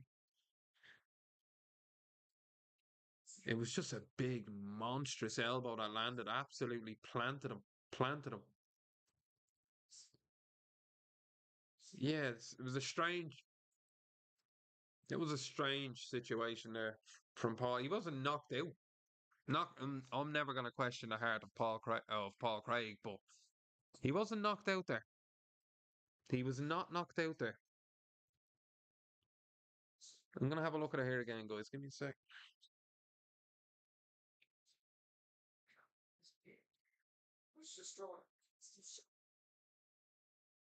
Listen to this final elbow fix this fight.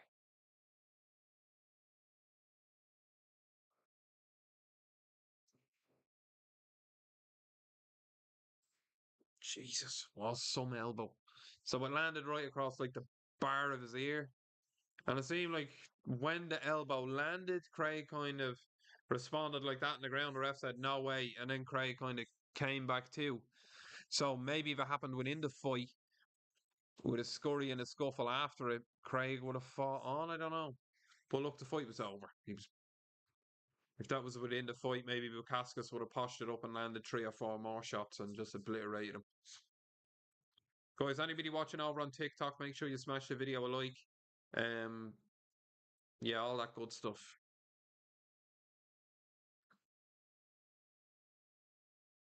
Winner via knockout, Bukauskas called boy oh boy. Like I said if Bukauskas could keep Paul Craig at range and land his shots, he'd get the win. He didn't need to keep him at range. He got the win either way. Winner by knockout, fourth round. Job done.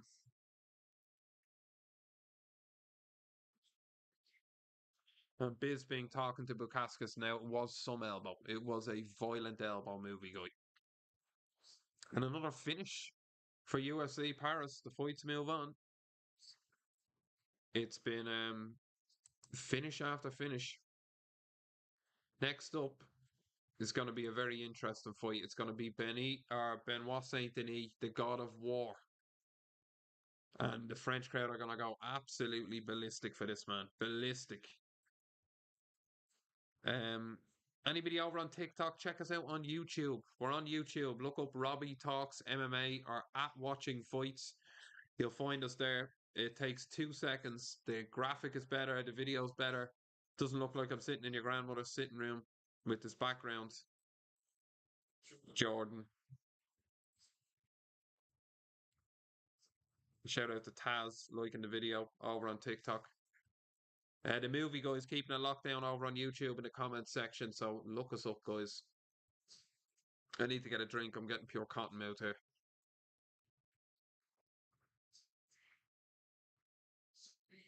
Guys, co-main event coming up next. Lock yourselves in for that. Co-main event up next. I'm taking a leak and getting a drink. Give me 2 minutes.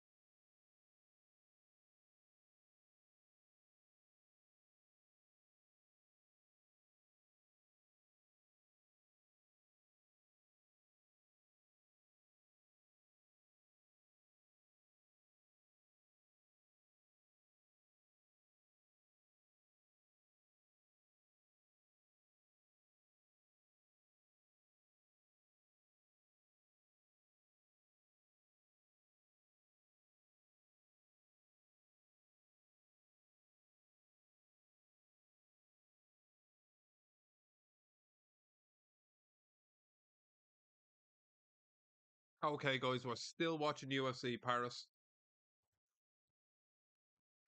We're in the middle of this main card right now. Up next, Benoit Saint-Denis, the God of War. Coming out to that French crowd, it's going to be absolutely epic. And just off topic, guys, Paul Craig retiring from mixed martial arts. Oh, I gave him a bit of hell there for that defeat. I take it back. The man's a legend. An absolute legend is Paul Craig. Guys, anybody watching over on TikTok? We're watching UFC Paris. We have been for the last, I don't know, how long are we live for? 2 hours, something like that, maybe hour and a half. So we're watching UFC Paris. Check us out over on YouTube. This stream, everything behind me looks dog shit. Look us up on YouTube. You can see the fighters' information, the fight that's coming up next. Shout out to Owen Talks UFC, who keeps joining the video. Hit the like button on. Hit the subscribe button. Link up. Send me an email. That doesn't go to everybody. But up next, guys, co-main event, Benoit Saint-Denis, the God of War. This is a sick fight taking on Ruffy. We're gonna get some we'll get some graphics up. We'll get this fight rolling.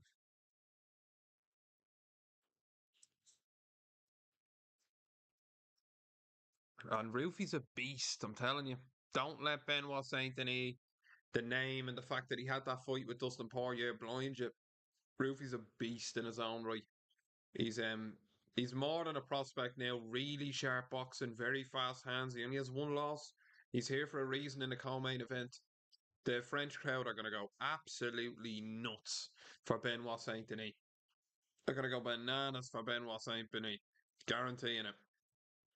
Shout out to Connor in the comments section. Connor, head over to Robbie Talks MMA on YouTube. Murphy Dean, what's going down, my man? We're watching the fights. UFC Paris, it's on. Guys, head over to YouTube if you want to watch us. We've got the new channel on YouTube. I'm trying to funnel people from TikTok to YouTube. Unsuccessfully. Pablo, what's going down? We're watching the fights. UFC Paris. It's unnatural to have the fights on at this time in Dublin, Ireland. 10 o'clock at night. It's a rare commodity. Dobby, what's going down?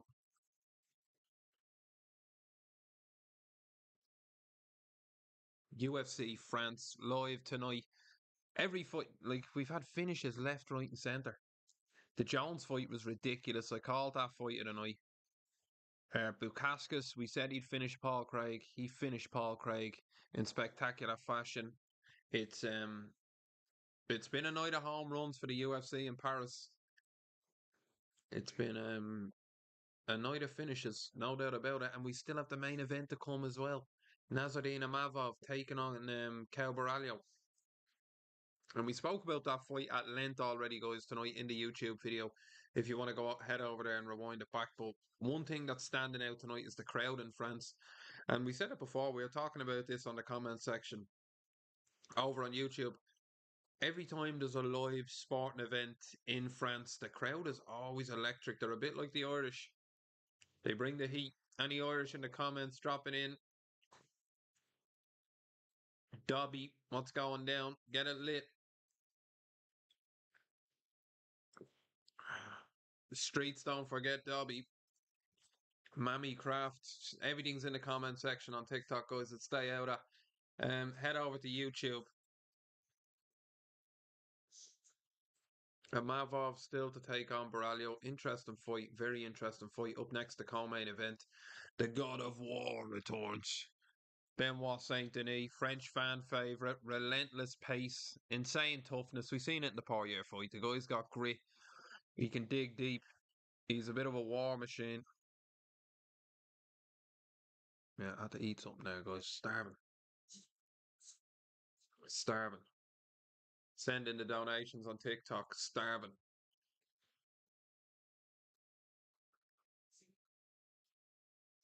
HH Dave, what's going down? Guys, anybody leave a comment on in the comment section on TikTok if you can.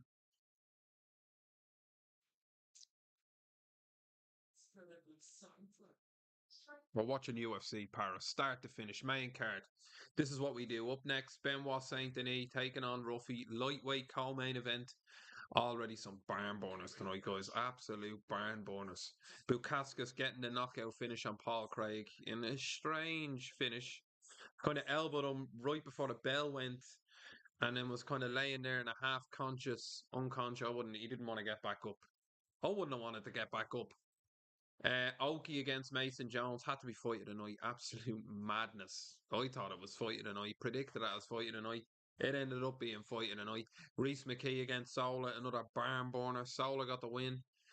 Um, Gomis against Ruchała. I thought Ruchała was ripped off. There was no way they were going to give Polak the win over a Frenchman in Paris.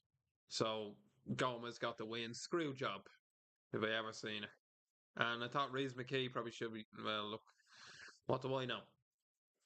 Simple as that. But the referees, Herb Dean's off. Herb Dean's been off for about 4 years. I know that's a wild claim to make, but Herb Dean has been off his game for damn near half a decade. Call it a day, Herb. Call it a day. And that's not being rootless or any. Some of the, we're going back to Uriah Faber fights. The guys were giving him the thumbs up, Herb. I'm okay. Stop the fight. None of this made sense. Herb Dean's career in a nutshell. In an absolute nutshell. Co-main event up next. UFC Paris. Lock in. We're over on YouTube. Anybody watching on TikTok, head over there. Get it down. Eric Craig, finally. He's back. Yeah. We've been back for the last 2 hours, bud. Tell me you're watching the Ireland match.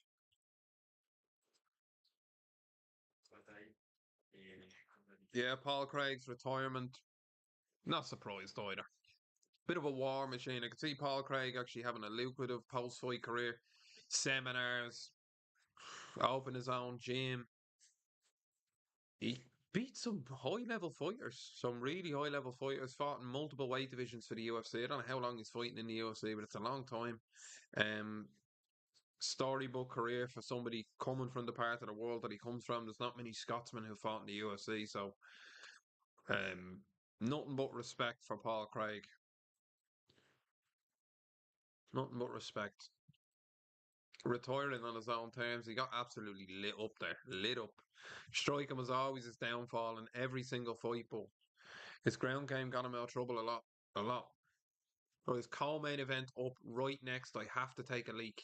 He's going to have to give me 30 seconds. I have to take a leak. Once the seal is open, that's it. The seal is open.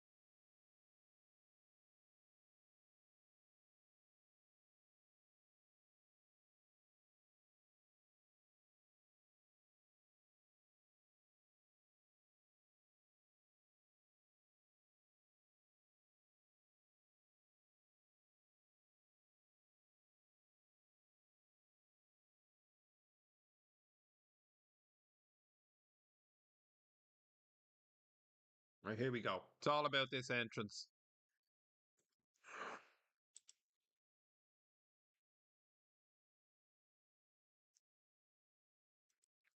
Okay, here we go. Well, look, TikTok, YouTube, we're live. We're back. It's all about this entrance, guys, for Benoit Saint-Denis, the God of War. We're watching UFC Paris. This is Robbie Talks MMA. If you're watching us on TikTok, head over to YouTube. Give us a subscribe. So here we go. Benoit Saint-Denis making his walk to the UFC octagon in Paris. A lot of pressure on his shoulders for this fight. The crowd are really behind him.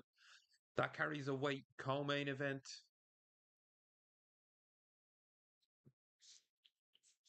The commentary team are speaking about the heavy weight and media obligations have played on Benoit Saint Denis leading up to the fight. It's all part of it. That's part of the game. Getting paid the big bucks. You got to do it. Your co-main event, you got to carry the weight of the card. He's a Frenchman, just like Nassourdine Imavov in the main card in the main fight tonight. Up next. Shout out to Eric Craig in the comment section over on YouTube. Shout out to Darren over on TikTok. Make sure we're smashing the video. I like Darren. I see you. Dave-O, what's going down? Benoit Saint Denis, guys, most wins since 2022 in the lightweight division. He's a beast. 10 submissions. and second highest significant strike accuracy. What does that mean when you're in there against a fighter like Ruffy? I don't know. He's a beast. And I said it. I think Ruffy's going to get the win. I know everybody thinks the God of War is going to come out here in front of the hometown crowd and get the job done. And the crowd has been behind the French fighters tonight. But Ruffy's the wild card you throw in there. Watching a fight of him against some Dagestani and his takedown defense and all. He's a gamer. Reminds me a bit of Diego Lopez. Wildman. Wildman. This is it. I'm telling you, both of these are going to go for it. This is going to be a fight. This is going to be a fight. I don't know what you're watching the fights on tonight, guys. It's UFC Paris. It's live right now. Both men 29 years of age. Both men 5 foot 11 inches. Both men weigh 155 pounds. The 2 inch reach advantage lies in the favour of Ruffy. Bruce Buffer will call them out, and he's looking sharp tonight. He's looking sharp tonight. The energy, I have to say it again, in that arena is absolutely electric. The French, they don't mess around. They don't mess around. Did we see comeback of the year tonight in that Jones fight? If you're only joining me now, guys, you missed an insane night of fights. Here we go. Ruffy taking on Benoit Saint-Denis. If I go slightly quiet, we know it's a barn burner. I'm locking in now. Shout out to Darren. He's hanging around. Hit the like button, Darren. Do all that good shit over there on TikTok. I don't know what it is. Like, comment.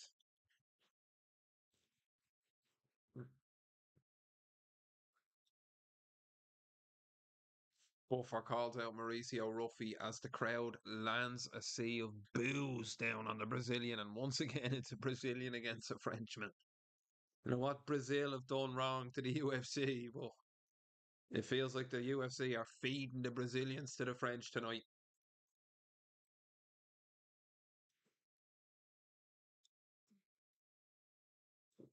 14 wins, 3 defeats for Benoit Saint Denis, the God of War. How impressive was his fight with Dustin Poirier? That was a fantastic fight. But this is a different fight now. This is a very different fight. Ruffy's going to bring it from the bell. I hope Benoit Saint Denis packed the lunch. I'm taking Ruffy for the win. Herb Dean is the man in the middle.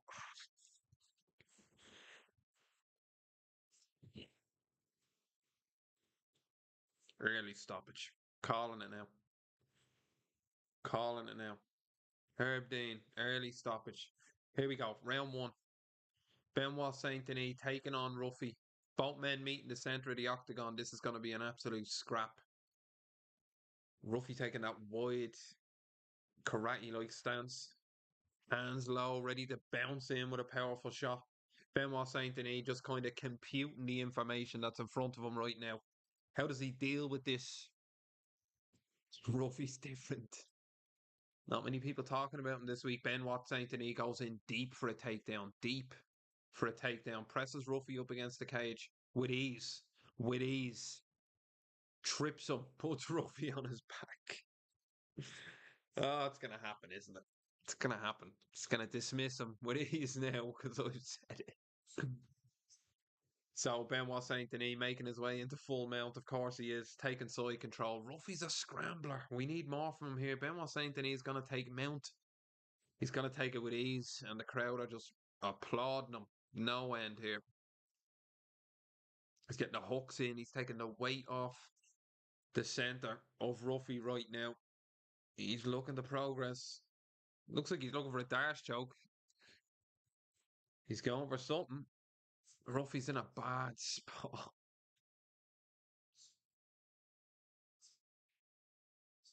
Be too much here for Ruffy. Saint Denis postures up in full mount. Ruffy looks to scramble out, but it looks like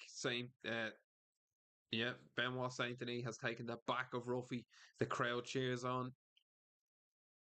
Shout out to Tom O'Keefe over on TikTok. Are we hitting the video a like on TikTok or are we asleep on TikTok?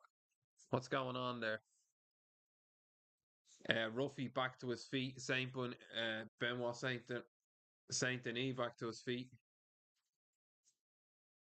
Oh, big head kick from Benoit.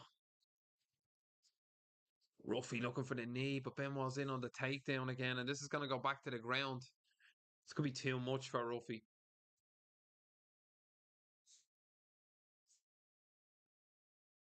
Ruffy's in a bad spot, and the crowd are singing. They're really singing for Benoit Saint-Denis. It's a bad spot for Ruffy, lads. He needs to just try and rough it out here best he can.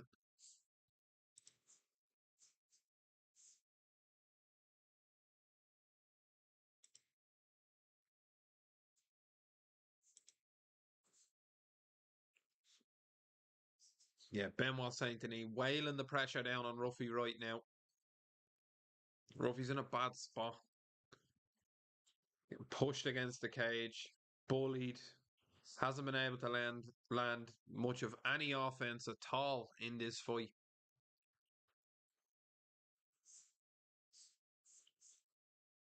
Benoit Saint-Denis is going to get a submission here in the ground.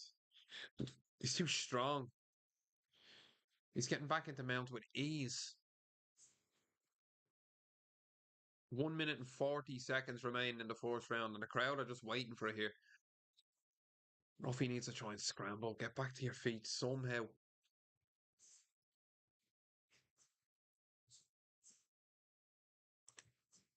It's not happening from. Both men back to their feet. Momentarily. Benoit Saint-Denis with his back against the cage. Ruffy pressing him into it. The position reversed. Ruffy complaining over a low blow. There was definitely no low blow there. Guaranteeing it. There was no low blow there. Ref separates them. Herb Dean. Come on, Herb. There was nothing in that. That's why the crowd are reacting like that. They know. It's the stomach. It's the arm. There's nothing there.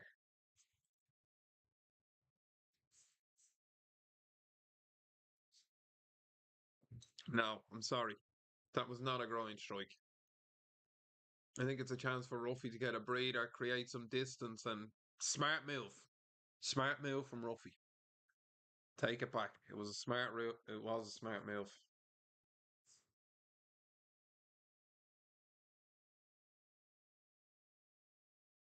Here we go. Come on. 38 seconds remain.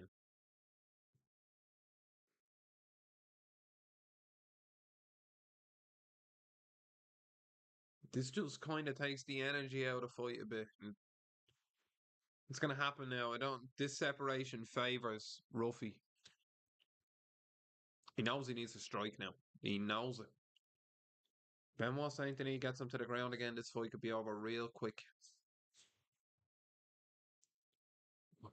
Benoit just throws the high kick, throws it straight, and then just falls into the clinch. Nice straight left from Benoit. We need to try and get the video back up here.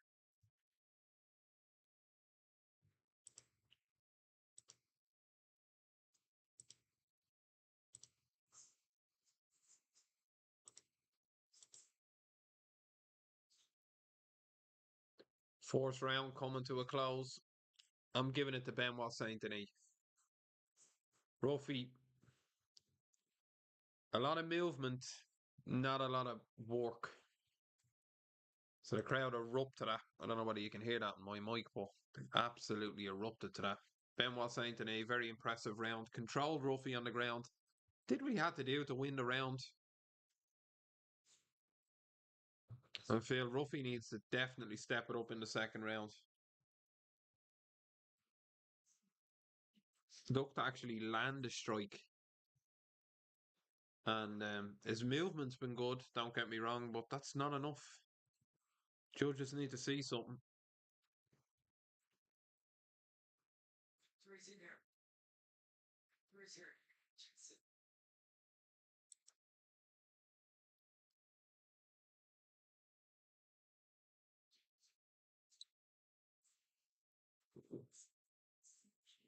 Benoit Saint-Denis just needs to do what he did in the first round.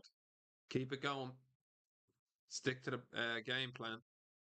Shout out to the movie guy in the comment section. Shout out to Eric Craig. Shout out to everybody over on TikTok. Guys, make sure we're smashing the video a like on TikTok.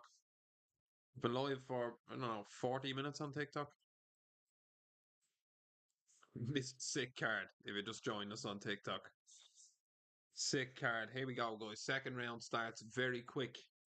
Benoit Saint-Denis coming for Ruffy straight away. Big body kicks, lunging in with long straight lefts. Looking for the takedown. He has him guessing now. I'm telling you, Benoit Saint-Denis knows what he's doing now. He has Ruffy guessing. He's looking to hook the leg. He's not even going for the takedown.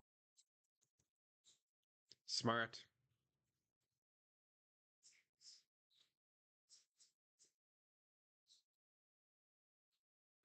Yeah, Benoit Saint-Denis drags him back down to the ground. Nothing, absolutely nothing Ruffy could do about it. And now Ruffy looking to switch position, reverse it. Ruffy needs to take advantage. He needs to take advantage of this position. He's on top. He stands up. He's having no success up there. I don't understand why he didn't just try and land strikes in the guard where the fight hasn't really been contested there yet and see how Saint Denis reacts to it. But no, no bueno. Both men back to their feet. Ruffy wants the spectacular knockout. That's what he wants. And Benoit Saint Denis just wants the grinding victory. Doesn't care how he gets it. Win's a win. Simple as that.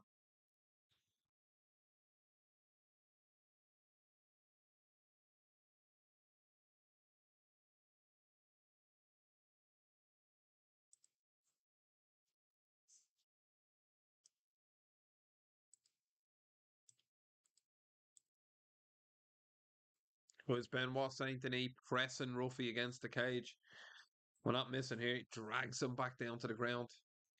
The transitions on the ground have been kind of back and forth, but not enough happening here for me in this fight. I feel like Benoit Saint Denis is just kind of in cruise control. He's waiting until this fight kind of hits a moment where he can finish it. Whether it's in one of these scrambles, whether it's on the feet. I feel like Ruffy's been outclassed from the start.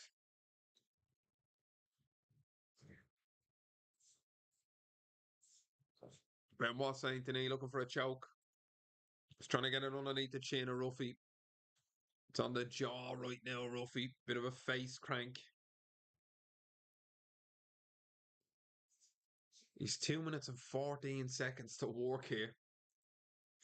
This is looking bad for Ruffy. It's over. It's over. Benoit Saint Denis. Via submission. Second round. Too much. It was his night, and sometimes that just happens. Was meant to be.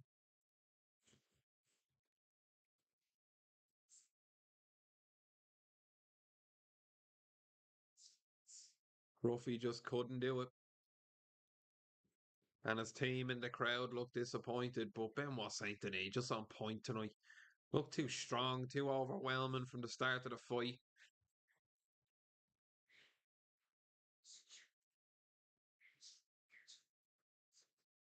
He did what he had to do to win, and it was impressive from Benoit Saint Denis. Was there really a moment in the fight where Benoit Saint Denis struggled or was in trouble? Absolutely not. Absolutely not. Like Bisbing says, the game plan was absolutely perfect from Benoit Saint Denis. He did what he had to do to beat Ruffy tonight. Very impressive performance. Excelled in the co-main event spot. The crowd behind him, the pressure. Did what he had to do to win. A very impressive fight card in Paris so far. Still have the main event to come. We still have the main event to come.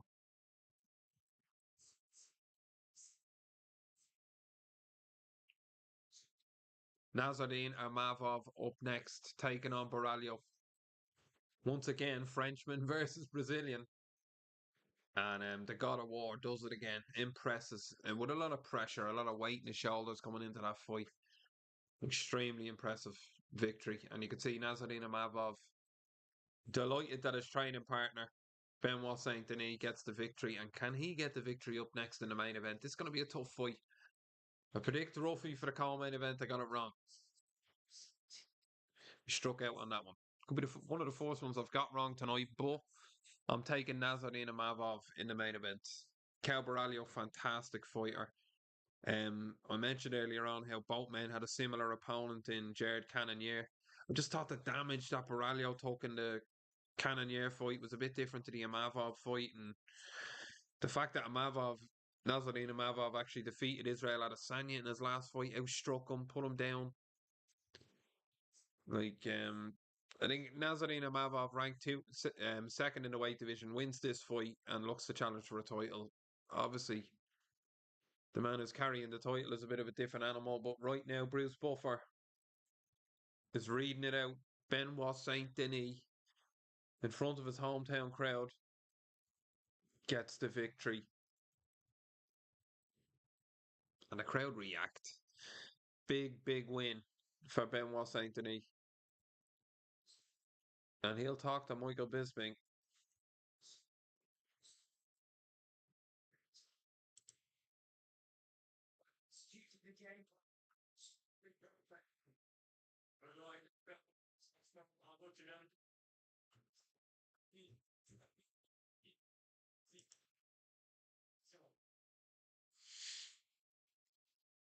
A lot of pressure on his back coming into that fight. He spoke about the weight of the media obligations leading up to the fight, how that kind of weighed on him. But I'm sure it's all worth it right now. After a big victory like that, Ruffy was dangerous. Benoit Saint Denis controlled him, dealt with him. Very impressive performance.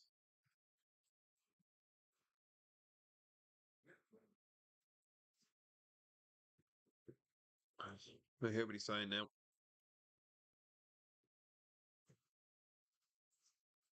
Became a dad for a second time.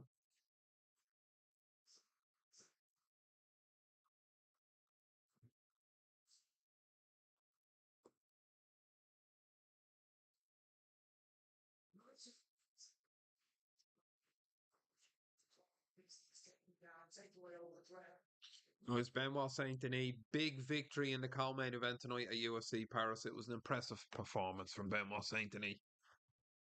Who are we kidding?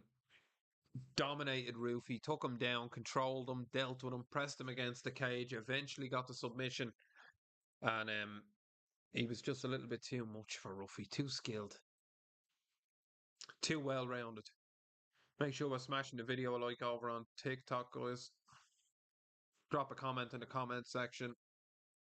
Movie guy, you still with us? It's a rarity to have the UFC on at this time in Dublin, Ireland. 10:30 and we're heading to the main event. Feels like the prelims are just over. And speaking of the prelims were absolutely lit tonight. Lit.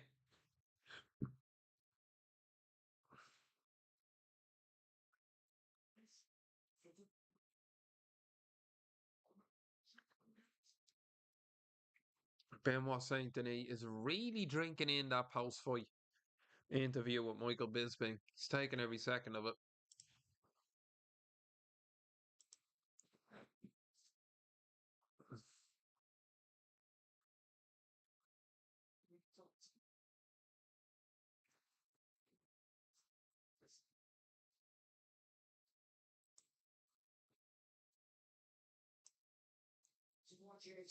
Benoit Saint Denis basically saying he's ready to go again. Because the fight in a few weeks, he'll take it. Yeah, I really, really expected more movie guy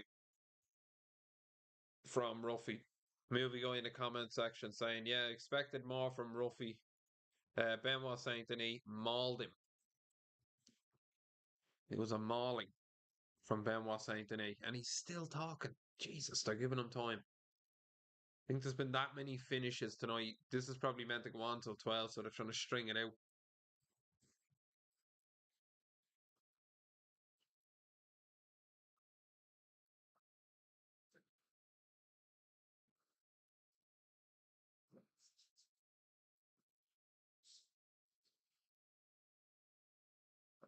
Yeah, the God of War living up to his name. Big, big victory for Benoit Saint Denis in front of a crowd that really needed that. And that's going to carry the electricity into that main event for Nassourdine Imavov. against Borralho. Will another Brazilian have to bow down to a Frenchman? Main event up next, UFC Paris. And guys, we can go back through a couple of the results before the main event kicks off.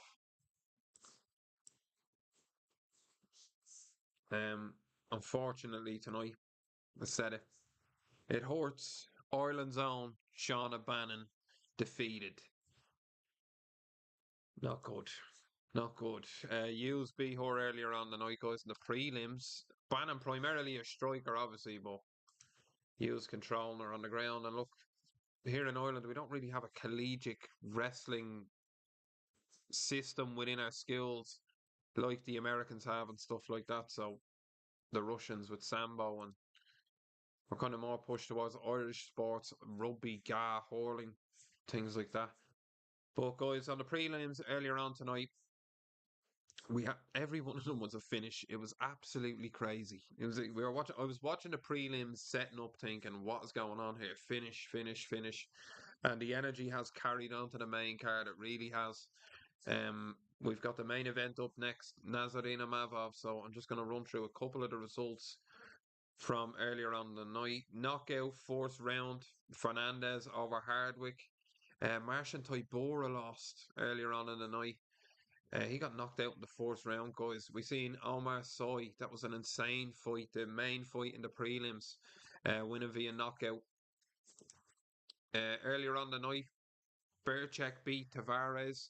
Actually, turned the fights on and Tavares was fighting, and I said to myself, how the hell is Brad Tavares this far down on the prelims? Made no sense, but he got defeated. Berchek progressing to 18-6. Andreas Gustafsson beat earlier on the card as well. I'm not even going to Fagadi Ditov. Let's not even attempt that one. Sam Hughes obviously beating Shauna Bannon, like I just spoke about moments ago. And if we really want to be sour, we could mention the cancelled fights on this card that we missed tonight. I remember Patricio Pitbull Fair was supposed to fight on this card tonight, guys. The main card results: William Gomis decision against Ruchała. My opinion, for what it's worth, my 2 cents. Ruchała was ripped off. Polak in France, they did him on the decision. I don't understand what rounds Gomis won, how other people have seen that fight. And if you watch the fight, guys, anybody on TikTok who's watching the fights, if you watch the first fight on that main card, tell me how the hell they gave that decision to Gomis, because I couldn't see him winning a round. I didn't get it. It made no sense to me. And then we went on to another horror show from the great Herb Dean. Alex Sola. TKO victory over another Irishman, although from the northern side of Ireland, so he's half Irish. Um, ripped off. Rhys McKee ripped off by an early decision by Herb Dean. And at this point, I've said Herb's been off his game for half a decade, easy. And it was an early stoppage for me. Rhys McKee was still in the fight, but Alex Sola got the win anyway. He was very impressive. Round 3 knockout. Who else had we got? We had the fight of the night. What I thought was fight of the night. The Mason Jones and Oki fight was a crazy back and forth barn burner. Jones was on his back at one point, then he put Oki on his back. It was fight of the night for me. Round 2, Mason Jones got the victory. It was a TKO finish over Oki. And of course, we had Bukauskas finish on Paul Craig. We all seen that on TikTok. That's when I started the TikTok video. That was striker against grappler, and I actually missed it, but Paul Craig put his gloves down in the octagon and said that was it. He's retiring, so respect to Paul Craig. Some very notable wins over former champions. He's a monster, and he was a monster, and a very impressive fighter in the UFC. Competed in multiple weight divisions within the UFC. So shout out to Paul Craig. Tip your hat to that man. 17-10. His record doesn't reflect how much of an actual animal he was. He was a boa constrictor on the ground. If I'm not mistaken, he's the most submission wins in light heavyweight history. Anyway, in light heavyweight history. Co-main event: Benoit Saint-Denis taking on Ruffy. I was shouting Ruffy's praises, giving him all the praise, all the hype. The hype train was rolling into the co-main event until the music hit. And Benoit Saint Denis made the walk. The crowd was behind him. The energy in the crowd was behind him. There wasn't a point in that fight that Benoit Saint Denis was in remotely in any trouble. or had to face any um, danger from Ruffy. Ruffy coming into the fight, 12 wins. Like, we were expecting so much from him, and not that he didn't show up, but I just think it was Benoit Saint-Denis' night tonight in that co-main event, and he deserved the victory. He got it. Second round submission, 2 minutes and 56 seconds into the fight. It was an extremely impressive performance from Benoit Saint-Denis, and look, he's going to look to make his way back up in the weight division. And who's to say he can't? He's a very talented, well-rounded fighter. We know the background with Benoit Saint Denis, the God of War, always comes to fight. But we have to look forward now, guys, to the ringleader of that nerds gym. They can't take another loss. It's Caio Borralho coming in to take on Nassourdine Imavov. Borralho's looked nothing but impressive in the UFC. I think visually, when you look at him, you expect him to be this crazy knockout artist. Everybody's getting floored left, right, and centre. But he's very well rounded, very well rounded. Is a heavy striker, has got good ground game, really good ground game, good takedowns. But is that going to be enough against Nassourdine Imavov? Probably not. Probably not. I think Imavov just does everything Baralio does, but better. And he's going to have that crowd behind him, just like Benoit Saint Denis in that fight. Right, guys, main event up next. I have to take a leak. I can't break it down for you any better than that. Yeah, boys, got to take a leak here. Give me 2 seconds. We'll be right back.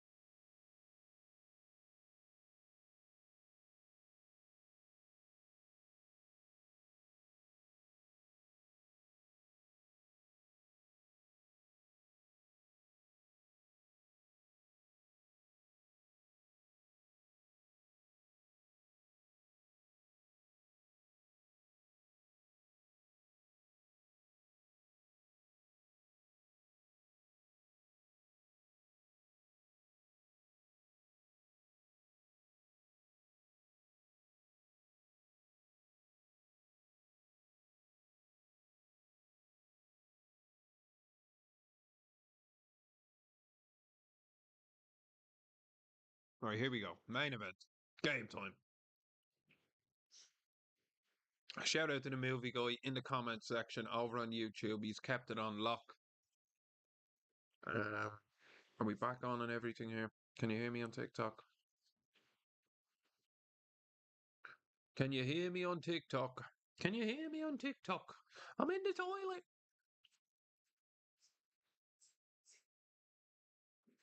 Right, Imavov about to walk into the octagon.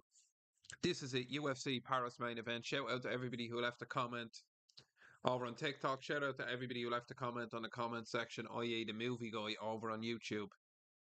And guys, make sure we smash the video a like. If you want to see me live for the next fights, drop it in the comment section.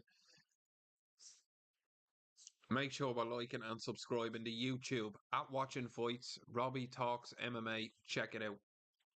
New content we're going to be pumping up there weekly, so this won't be the first live stream, guys. Won't be the last. 5-fight unbeaten streak for Nassourdine Imavov. Number 2 in his respected weight division, a phenom in his own right, making the walkout to the hometown. This is it. Expected big things from Ruffy in the co-main event, also in the comment section, and he showed up short on both.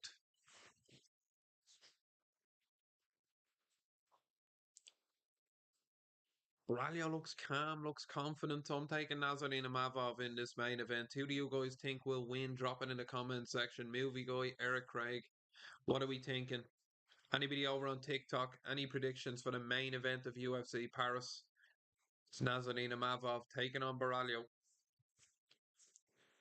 And it's been a good night for the French. It's been a good night for the French. Shout out to Caesar on TikTok. Beach out, what's going down? Laser.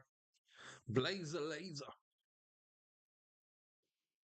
Here we go. Bruce Buffer, main event time. Borralho taking on Imavov. People expected more from Ruffy in the comment section. We all did. We all did, movie guy. Baralio bouncing back and forth, staring over at Imavov. Doesn't look phased. Doesn't look worried. Saint, what's going down? We're watching the fights, UFC Paris. We're live on YouTube. We're live on TikTok. What's going down, my man? Mossy Hughes. We're watching the fights, UFC Paris. This is what we're doing. Check us out. We're live over on YouTube. Nassourdine Imavov taking on Baralio. Who do we think's winning this one, lads? Let me know in the comment section. It's going to be a good one, says the movie guy. Don't know. I just think fight goes to the ground. It's going with Baralio. Nassourdine Imavov keeps it standing. He put Israel Adesanya down. Surely he can put Baralio down.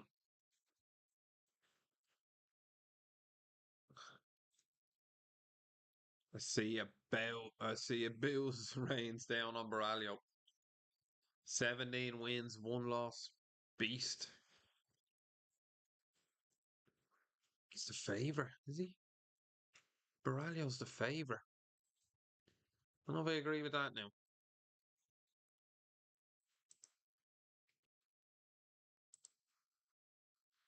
He's drinking in the booze here, as Caio Baralio. Doesn't seem phased by it, but we'll see how that is when the fight starts. But this is going to be a good one. This is going to be a good one.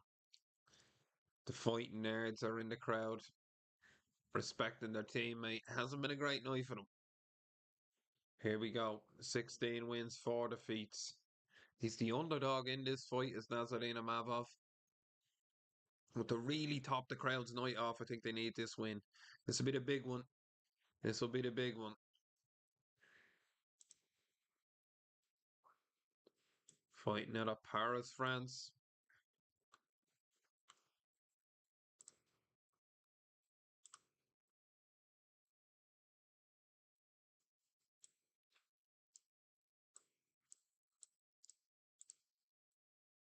This it. Main event time. UFC Paris. Make sure we smash the video like, guys. We've been watching the main card. Start to finish every single fight. If you missed anything, hit rewind because this is it now. Round one, main event.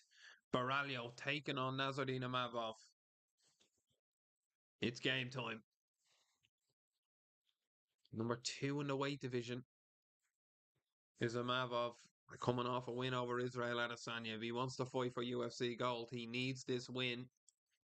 And he needs it now. Here we go, round one. You don't want to blink on this one.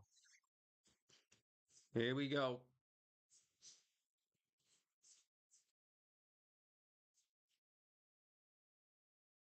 Nassourdine Imavov takes the center of the octagon against Borralho. Looks confident. Baralio just kind of sitting back here, trying to get a read on Nassourdine Imavov, like all of his opponents.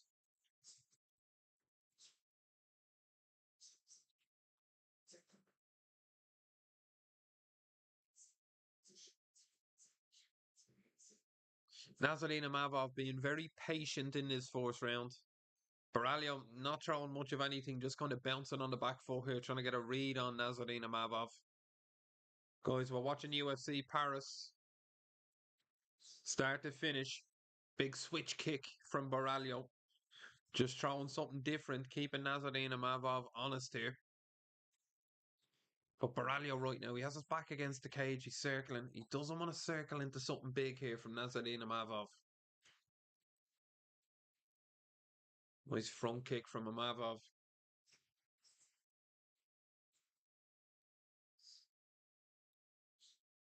It's a 5-round fight, should it need to go that long? And guys, Imavov, if you're watching the fight now and you're thinking, oh, he's not throwing much, he's a technical striker. Look at the movement, everything strategic. He's a star in France. He's already been tested at the top level. He's number 2 in his respected weight division. He knows what it's like at the top. He needs to just be patient here. He needs a win here tonight. Big time. And we know everything about Baralio. He's the Brazilian prospect. Fighting out at Nerds Gym. He's well rounded.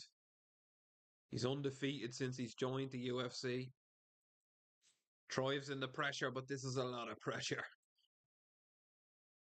It's a big fight. A really big fight. Winner of this fight breaks into title contention. Without doubt. Without doubt. That's what's weighing on it here.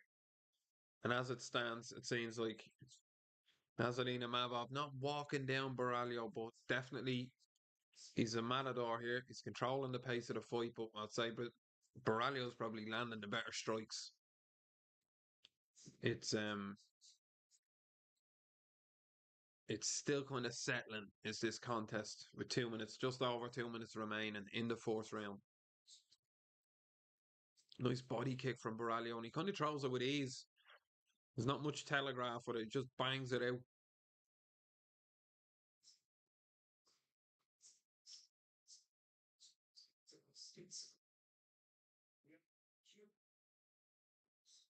Not much to report on here. Both men, I wouldn't say it's a bit of a feeling out process, but yet to really get going in the contest, a very strategic fight as it stands.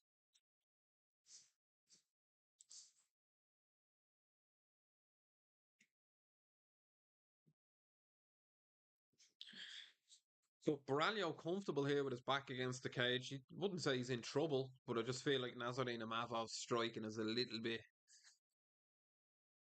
of a level up from Baralio's. Not to say Baralio could knock him out with one big sloppy hook right now, but just feel like Nassourdine Imavov, his hands are out. He's waiting to just guide something in like a laser, one single strike that's going to finish the fight. Accuracy over accumulation here for Nassourdine Imavov in the fourth round. Baralio throwing kicks, Nassourdine Imavov blocking them effectively. I think Baralio needs to get this fight in tight. Get into the clinch, make it dirty. He's looking to do that now. And Nassourdine Imavov glances up at the clock, see what's left. There's 40 seconds left in the fourth round. The crowd ain't liking this. Crowd are not liking this. Baralio's strong. He can press Nassourdine Imavov against the cage here comfortably. Anybody just joining over on TikTok, we're watching UFC Paris, as you can see from the title of the video. Main event right now, fourth round. I'd say, I think I'm going to have to report back to the movie guy to score this fourth round. I thought Nassourdine Imavov was winning the round comfortably until he wasn't. So this is a close round. Maybe Nassourdine Imavov done enough. Second round, we're going to see it.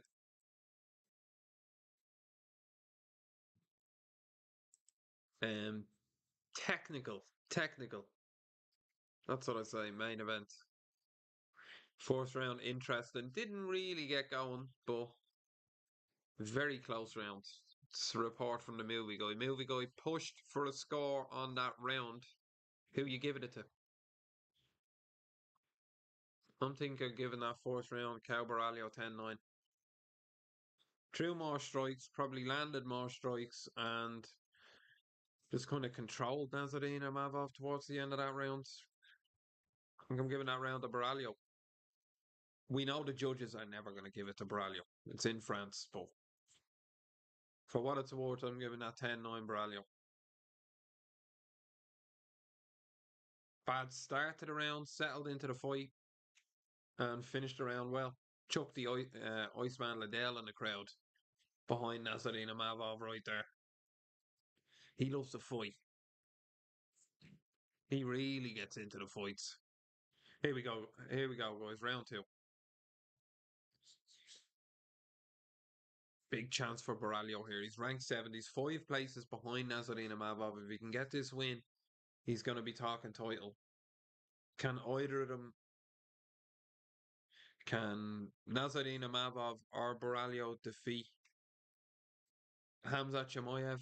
Absolutely not, in my opinion. But we need a challenger anyway, so this could be one of them. This could be one of them.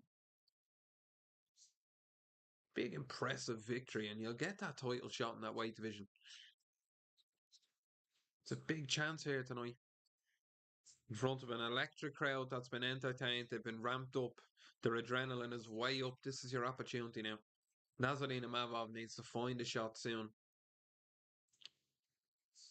Because this has been a tame fight up to now. It feels like almost a feeling out process. They're both throwing shots. Baralio's throwing a 40% kick. Nassourdine Imavov's like Jafar fighting here. Bouncing in and out. There's not really much happening here to report on, guys. Main event. Disappointed to say that. And a fantastic fight card, finish after finish. It's lived up to the hype and then some. Not to say the finish still isn't to come. Maybe Nassourdine Imavov has a different game plan. Bounce on the back foot, let Baralio throw everything he kind of has, wear him down, fourth and fifth, pick him apart, go for it. The crowd are singing. The crowd are singing right now. And that's got to be weighing on Nassourdine Imavov. You're facing a fighter here who's, since he's come into the UFC, has been completely undefeated. Worked his way up to 7th, winning the middleweight division. So Nassourdine Imavov, tough test in front of him here with a lot of pressure. Is it too much? Is it too much? TikTok. TikTok, TikTok.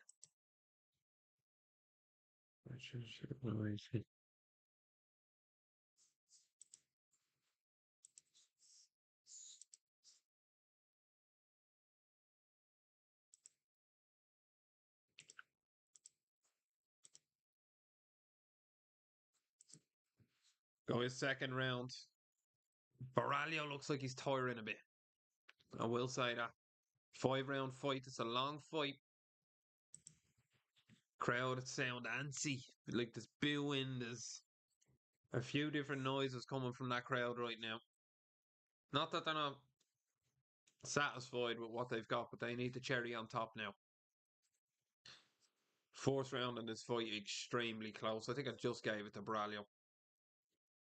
Second round, stinker. It's the only way I could. Movie guy, you got anything else for me? Second round, stinker. A spinning back fist from Imavov. Beautiful shot. He needs more of it. Nice front kick from Borralho. Nassourdine Imavov lands a beautiful spinning back fist, but it's just one strike in an entire round. That's not enough. Like, Baralio really wants to get this fight to the ground, but he's never going to get this fight to the ground.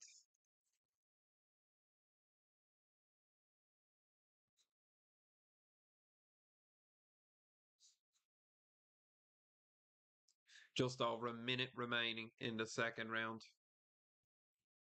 You score for Amavov this round. Nice right hook there from Amavov. I think Baralio's striking, it's been sloppy. Nice left hand from Amavov.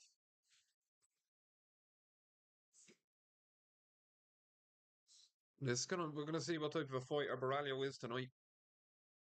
As Amavov is just waiting. He's waiting for that perfect shot. When he sees the opportunity, he'll take it.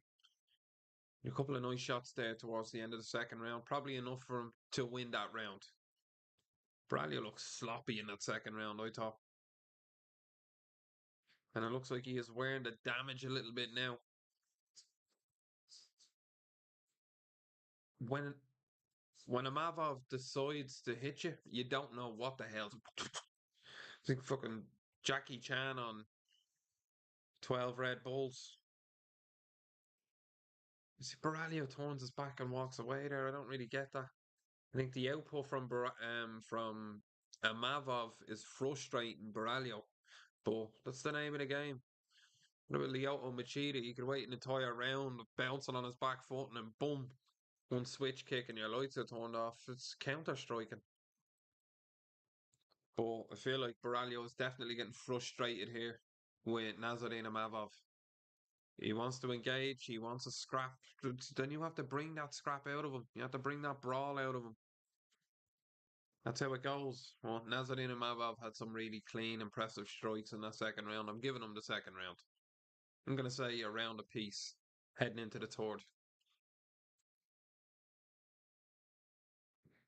Baralio had a nice right hand in that round as well. I'm giving that round Nassourdine Imavov. Bit of a lackluster round, but I'm giving it to him. Really clean body shot. Spinning back fist was slick. Even though it hit the back of the neck, it was slick.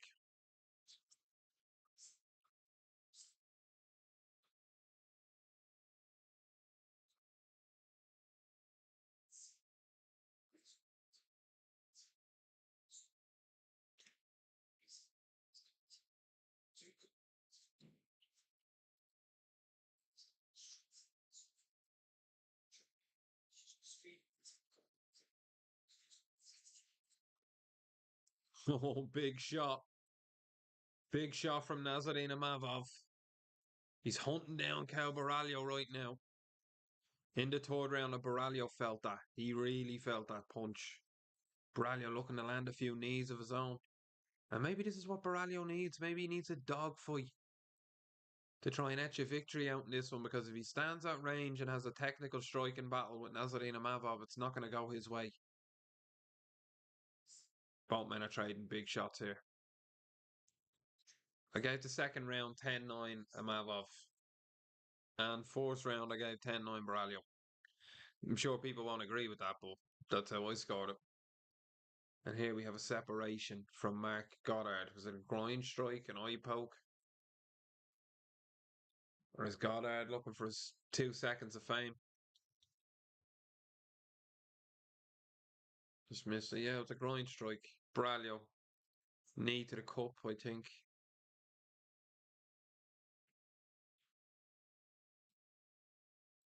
Yeah, the crowd are not reacting to that now.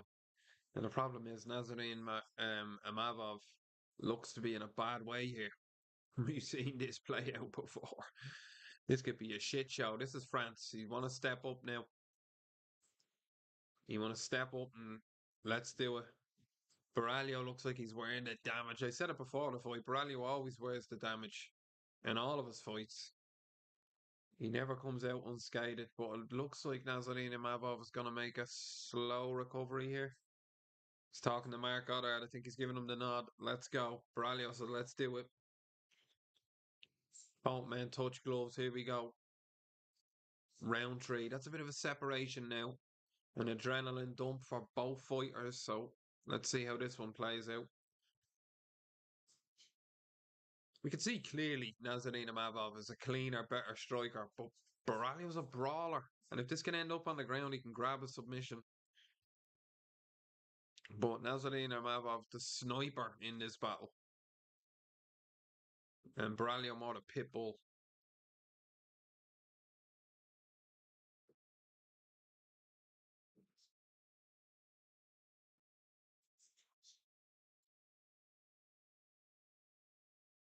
It's it's an even contest, but watching the fight, you kind of feel like Baralio's being hunted. He's not the hunter in this one. He needs to really land something significant here on Nassourdine Imavov and just remind him, I'm not going to be just picked apart here. You're not just going to get one big home run on me and you're going to sail off into the sunset. Baralio needs to throw a spoiler in here. Oh, big counter right hook from Nassourdine Imavov and it was clean. Just want to see him strike more. The striking is so good. It's just not plentiful enough. We could see 3 or 4 amazing right hooks or shots from Nassourdine Imavov, and that's it around.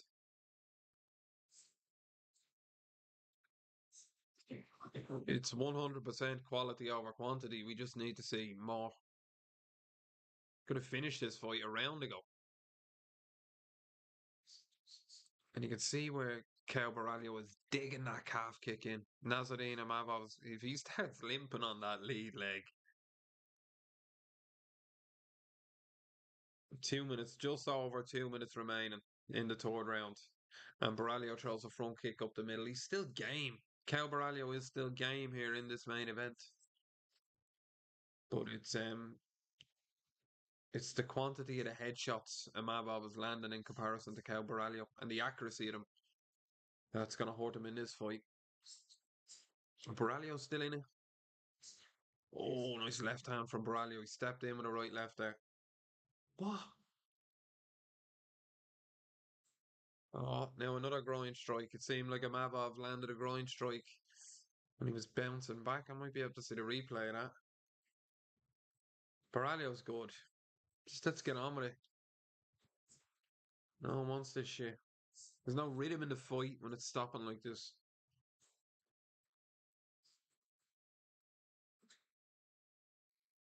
Do you really think Nassourdine Imavov understood what Mark Goddard said there?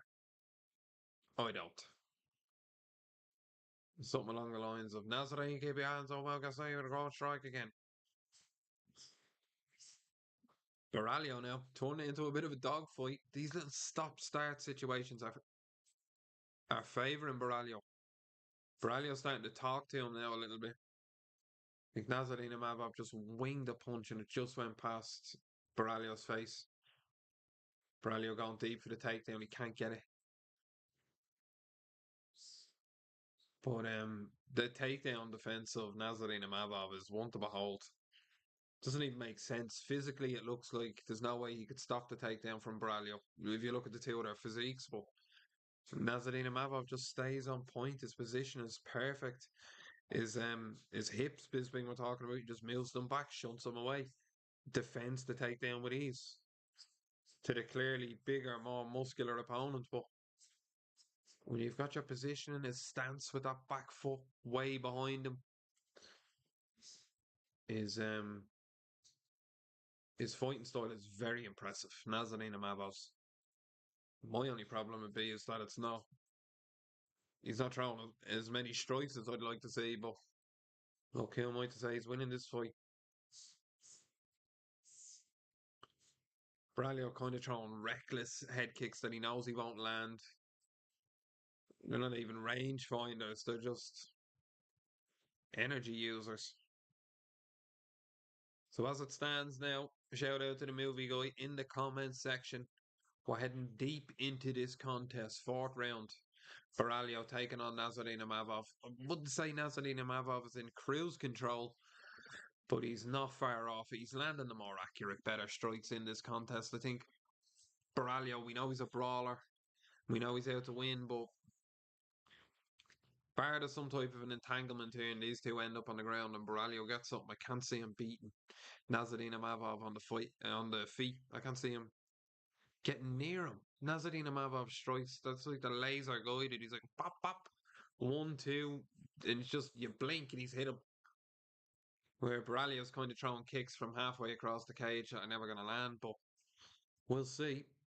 It's technician against brawler still heading into the fourth round, and my money was on Nassourdine Imavov at the start of the fight. It would still be on him right now. The crowd have kind of not lost a bit of their mojo, but the energy's gone down a bit. It's a different kind of fight than the brawls we've been seeing all night. Maybe this is what we need in a wind down. Bar Nassourdine Imavov or Baralio land something big here. We can see this heading to decision. I think Bisping called that as well, didn't he? Right before the fight started, he said we're probably going to see 5 rounds in this one. And Baralio now looks to be rushing in the fourth round. Maybe he feels the fight's getting away from him a bit. He's going to leave himself open here, but I don't know if this is going to fluster Nassourdine Imavov or give him an opportunity to finish this fight. But Baralio looks like he's going to go for it now. Maybe somebody's whispered in his ear in that corner, you're way down on the scorecards now, but it's time to ramp it up. Let's see how this pans out for him.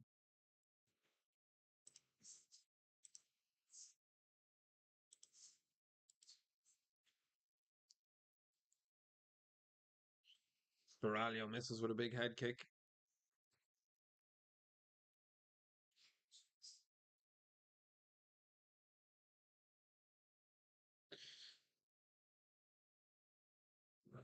If Imavov needs to just close the range a bit here. He's missing him by an inch, and we've got another groin strike here. Another groin. I don't know what Borralho's doing now. They're starting to clown a little bit now. The crowd are booing. He seems restless with the style of fight, even though Imavov is there in front of him, ready to fight. It's up to Borralho to take the fight to him.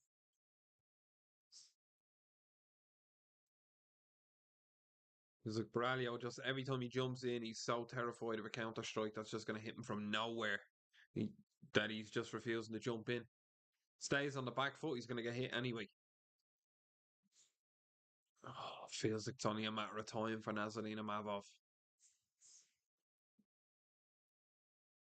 Feels like it's only a matter of time for Nassourdine Imavov. He's waiting on that one shot. He needs to just sit back and let it happen naturally. Just throw more strikes. Fourth round, 2 minutes 30 seconds remaining.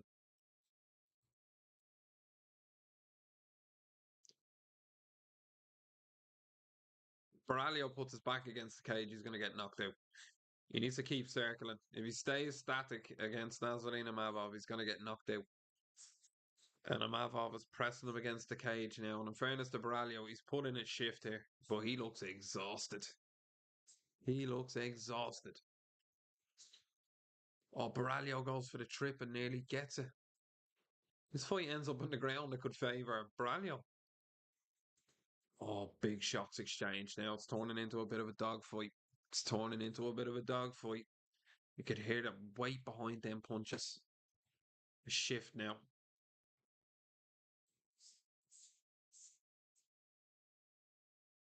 And Amavov, like John Gooden saying there, still bouncing on his toes, still in this fight, still tons of energy to burn.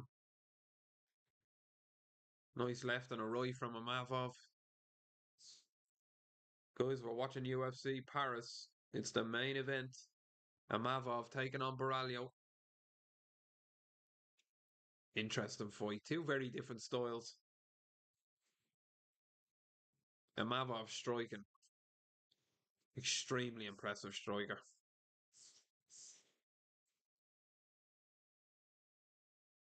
Just closes distance so quick. Baralio, dog, just keeps pressing forward. Absolute warrior. Just keeps pressing forward. Can't write him off. Cannot write Borralho off in this fight. He's not giving up, and I think if Borralho got the knockout and he kept pressing forward, the French crowd would actually appreciate it. Hell of a fight.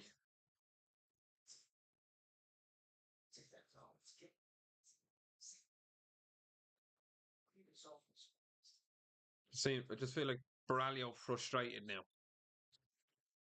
Imavov presses him against the cage. 28 seconds remaining in the fourth round. And the French crowd applaud that. And why wouldn't they? Their fighters winning right now. Their fighters have been winning all night. It's been a big night for the French. But the fourth round's coming to a close now, and I feel like fifth round could be the most interesting round because Baralio knows he's going to have to empty the tank here. He's going to have to go for the victory now, Baralio. He's busted up. He's been kind of picked apart here. He's looked reckless in his striking. A lot of the shots he's thrown have missed, unfortunately. Maybe other people see the fight differently. I don't. But I think Imavov's picked him apart. I think Baralio needs to just go for it now. Go out in your shield. Imavov versus Hamzat.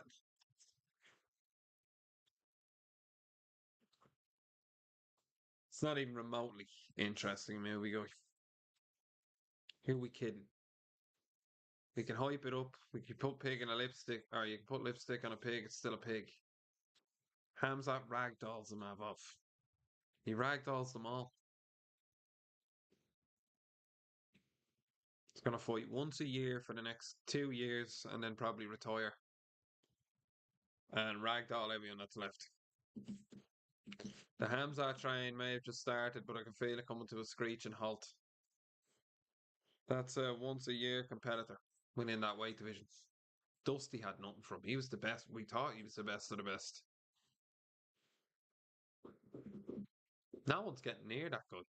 Here we go, boys. Fifth and final round. Imavov taking on Borralho. A shout out to everybody on TikTok who smashed the video a like. A shout out to everybody on YouTube who smashed the video a like. This is the fifth and final round, UFC Paris main event. Baralio's got to go for broke now. He really has to go for broke. He's down here on the scorecards. We've seen the judges already tonight. We know this story.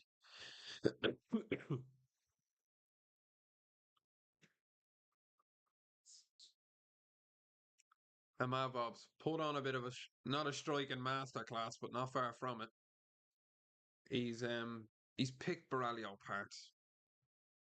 Baralio can go out here and have an absolute monstrous fifth and final round. I can't see the judges having much to think about with this contest. Imavov just needs to keep his distance now, keep his stance, stay on the outside, and keep away from Baralio. See this one out. As bad as that sounds. Nice right hand from Baralio. Oh, another nice right hand from Baralio. He knows he has to go for it now.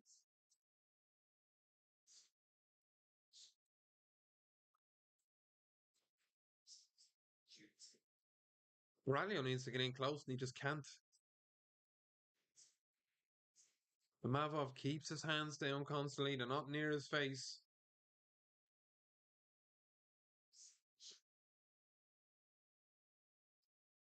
Like Imavov throws 2 punches and then Baralio threw back 2 bombs.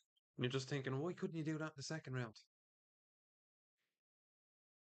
It's almost like the stance of Imavov, how he strikes his position and is keeping Baralio like snake charmed nearly in the middle of the octagon. It's freezing him up. Baralio needs to let it go now. 2 minutes 43 seconds left. If I'm in his corner, I'm screaming, I'm banging on the cage. Let's go, everything. What's the fucking another eye poke? Gee. Another eye poke. How the hell?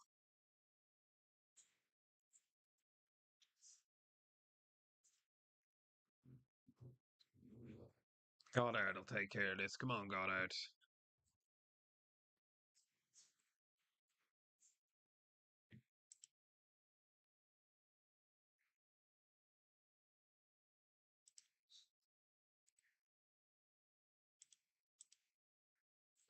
Yeah, it's a blatant eye poke.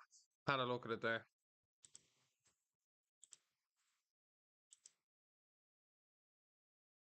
Is the ref going to take a point? That could make the scorecards interesting.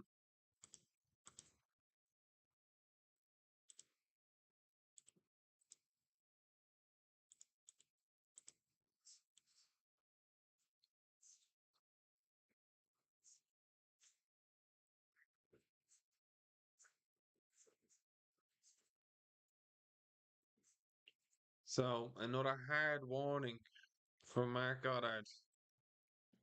And Nassourdine Imavov, he naturally fights with his fingers out like that. So when he's backing out, his fingers are going straight into his opponent's eyes. Take a point. Tell him to close his hands, and that's it. And if he keeps fighting with his fingers out, then take a point until he closes his hands. Like every other fighter has to do it. We can the days of fighting with your fingers out, like John Jones when he was using them as rakes against his opponents, are long gone. A ref should be nipping that pretty early in the fight. Big shot for Baralio, and he's had success in this round. Baralio, he's done well. If a point had got taken there, maybe that would have made the scorecards interesting. And Imavov, you've seen him doing it at the end of the first round. He glances up at the clock again.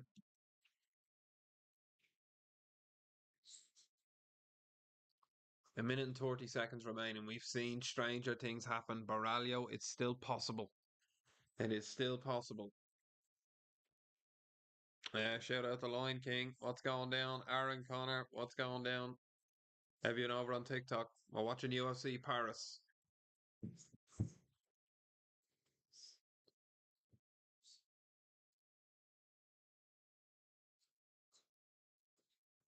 Like octagon control, these things matter within a fight. Imavov has controlled the octagon for the entirety of the fight.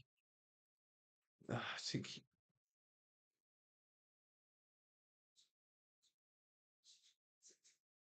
I might even be giving this round to Imavov. And I know the commentary team all have it for Borralho nailed down. I don't really. He's on the back foot. You're the one being pressed forward.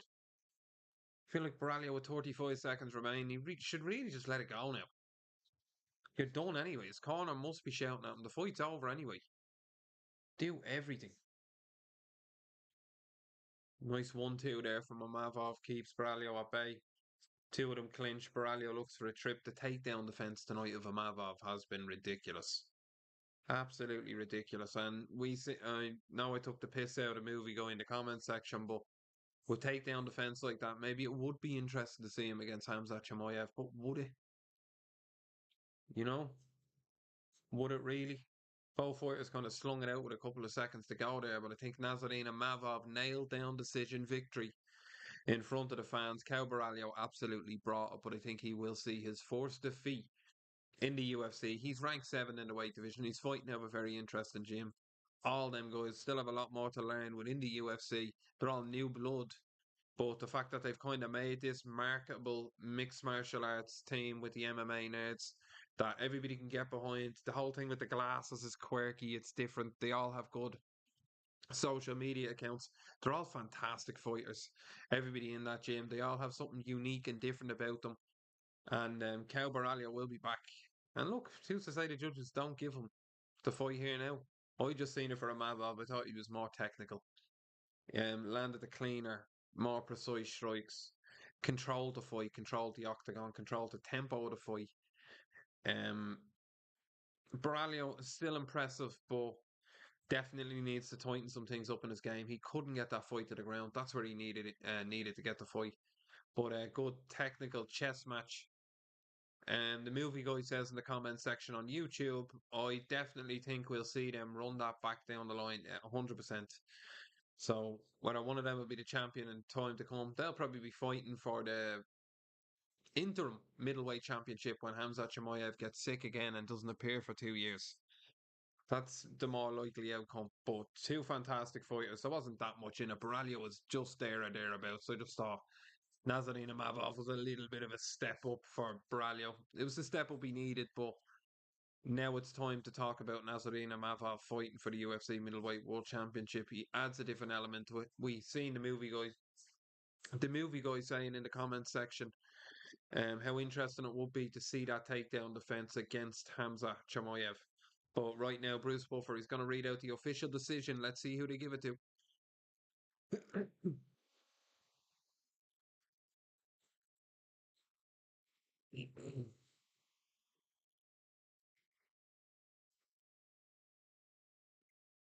And they give it to Nassourdine Imavov as the camera flashes backstage to Benoit Saint-Denis, who claps his team partner on, his fellow countryman.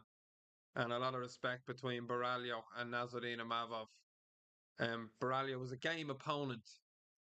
Don't get me wrong, Borralho, very game opponent, but Nassourdine Imavov, too much for Caio Borralho. Way too much. Striking too accurate, looks impressive. Second in the weight division. Taking a chance fighting number 7 in a dangerous undefeated brawler like Caio Borralho. So he proved it tonight. Nassourdine Imavov, he is the real deal. And like the movie guy says in the comment section, I think them two guys will definitely run it back one day. So, guys, that's it for tonight's fights. I've had a buzz being back on the live stream. Shout out to anybody who dropped a comment in the comment section, anybody who hit the like over on TikTok, on YouTube. If you're watching the video back tomorrow, make sure you like the video. Make sure you still hit the subscribe button. Let's still try and push this live stream out so more eyes get on it. I thought UFC Paris was absolutely class. It's a relief to have the UFC finishing up at a time when it usually hasn't even started yet for us here in Dublin, Ireland. But guys, keep an eye on this channel, Robbie Talks MMA on YouTube. Raw MMA news over on TikTok. We'll be uploading more videos throughout the week. Keep an eye on it. But thank you everybody for the support. And look, we'll be on again soon for the next one, guys. I want to keep the rhythm of these videos consistently going on the channel and try and get some type of a flow with the videos. Let's see what fights are on next week. And we can jump on the video again, even if it is late night, because that's how we do it here on the channel, guys. That's the only way we can do it for anybody in Ireland watching the UFC. But it's been Nassourdine Imavov's night. It's been France's night. Big night for France.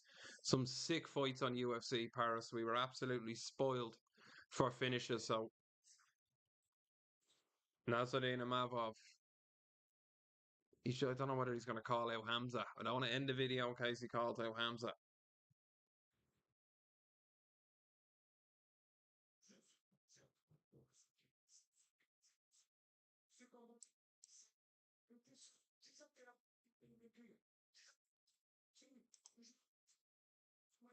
No, he's just going on some mad French rant.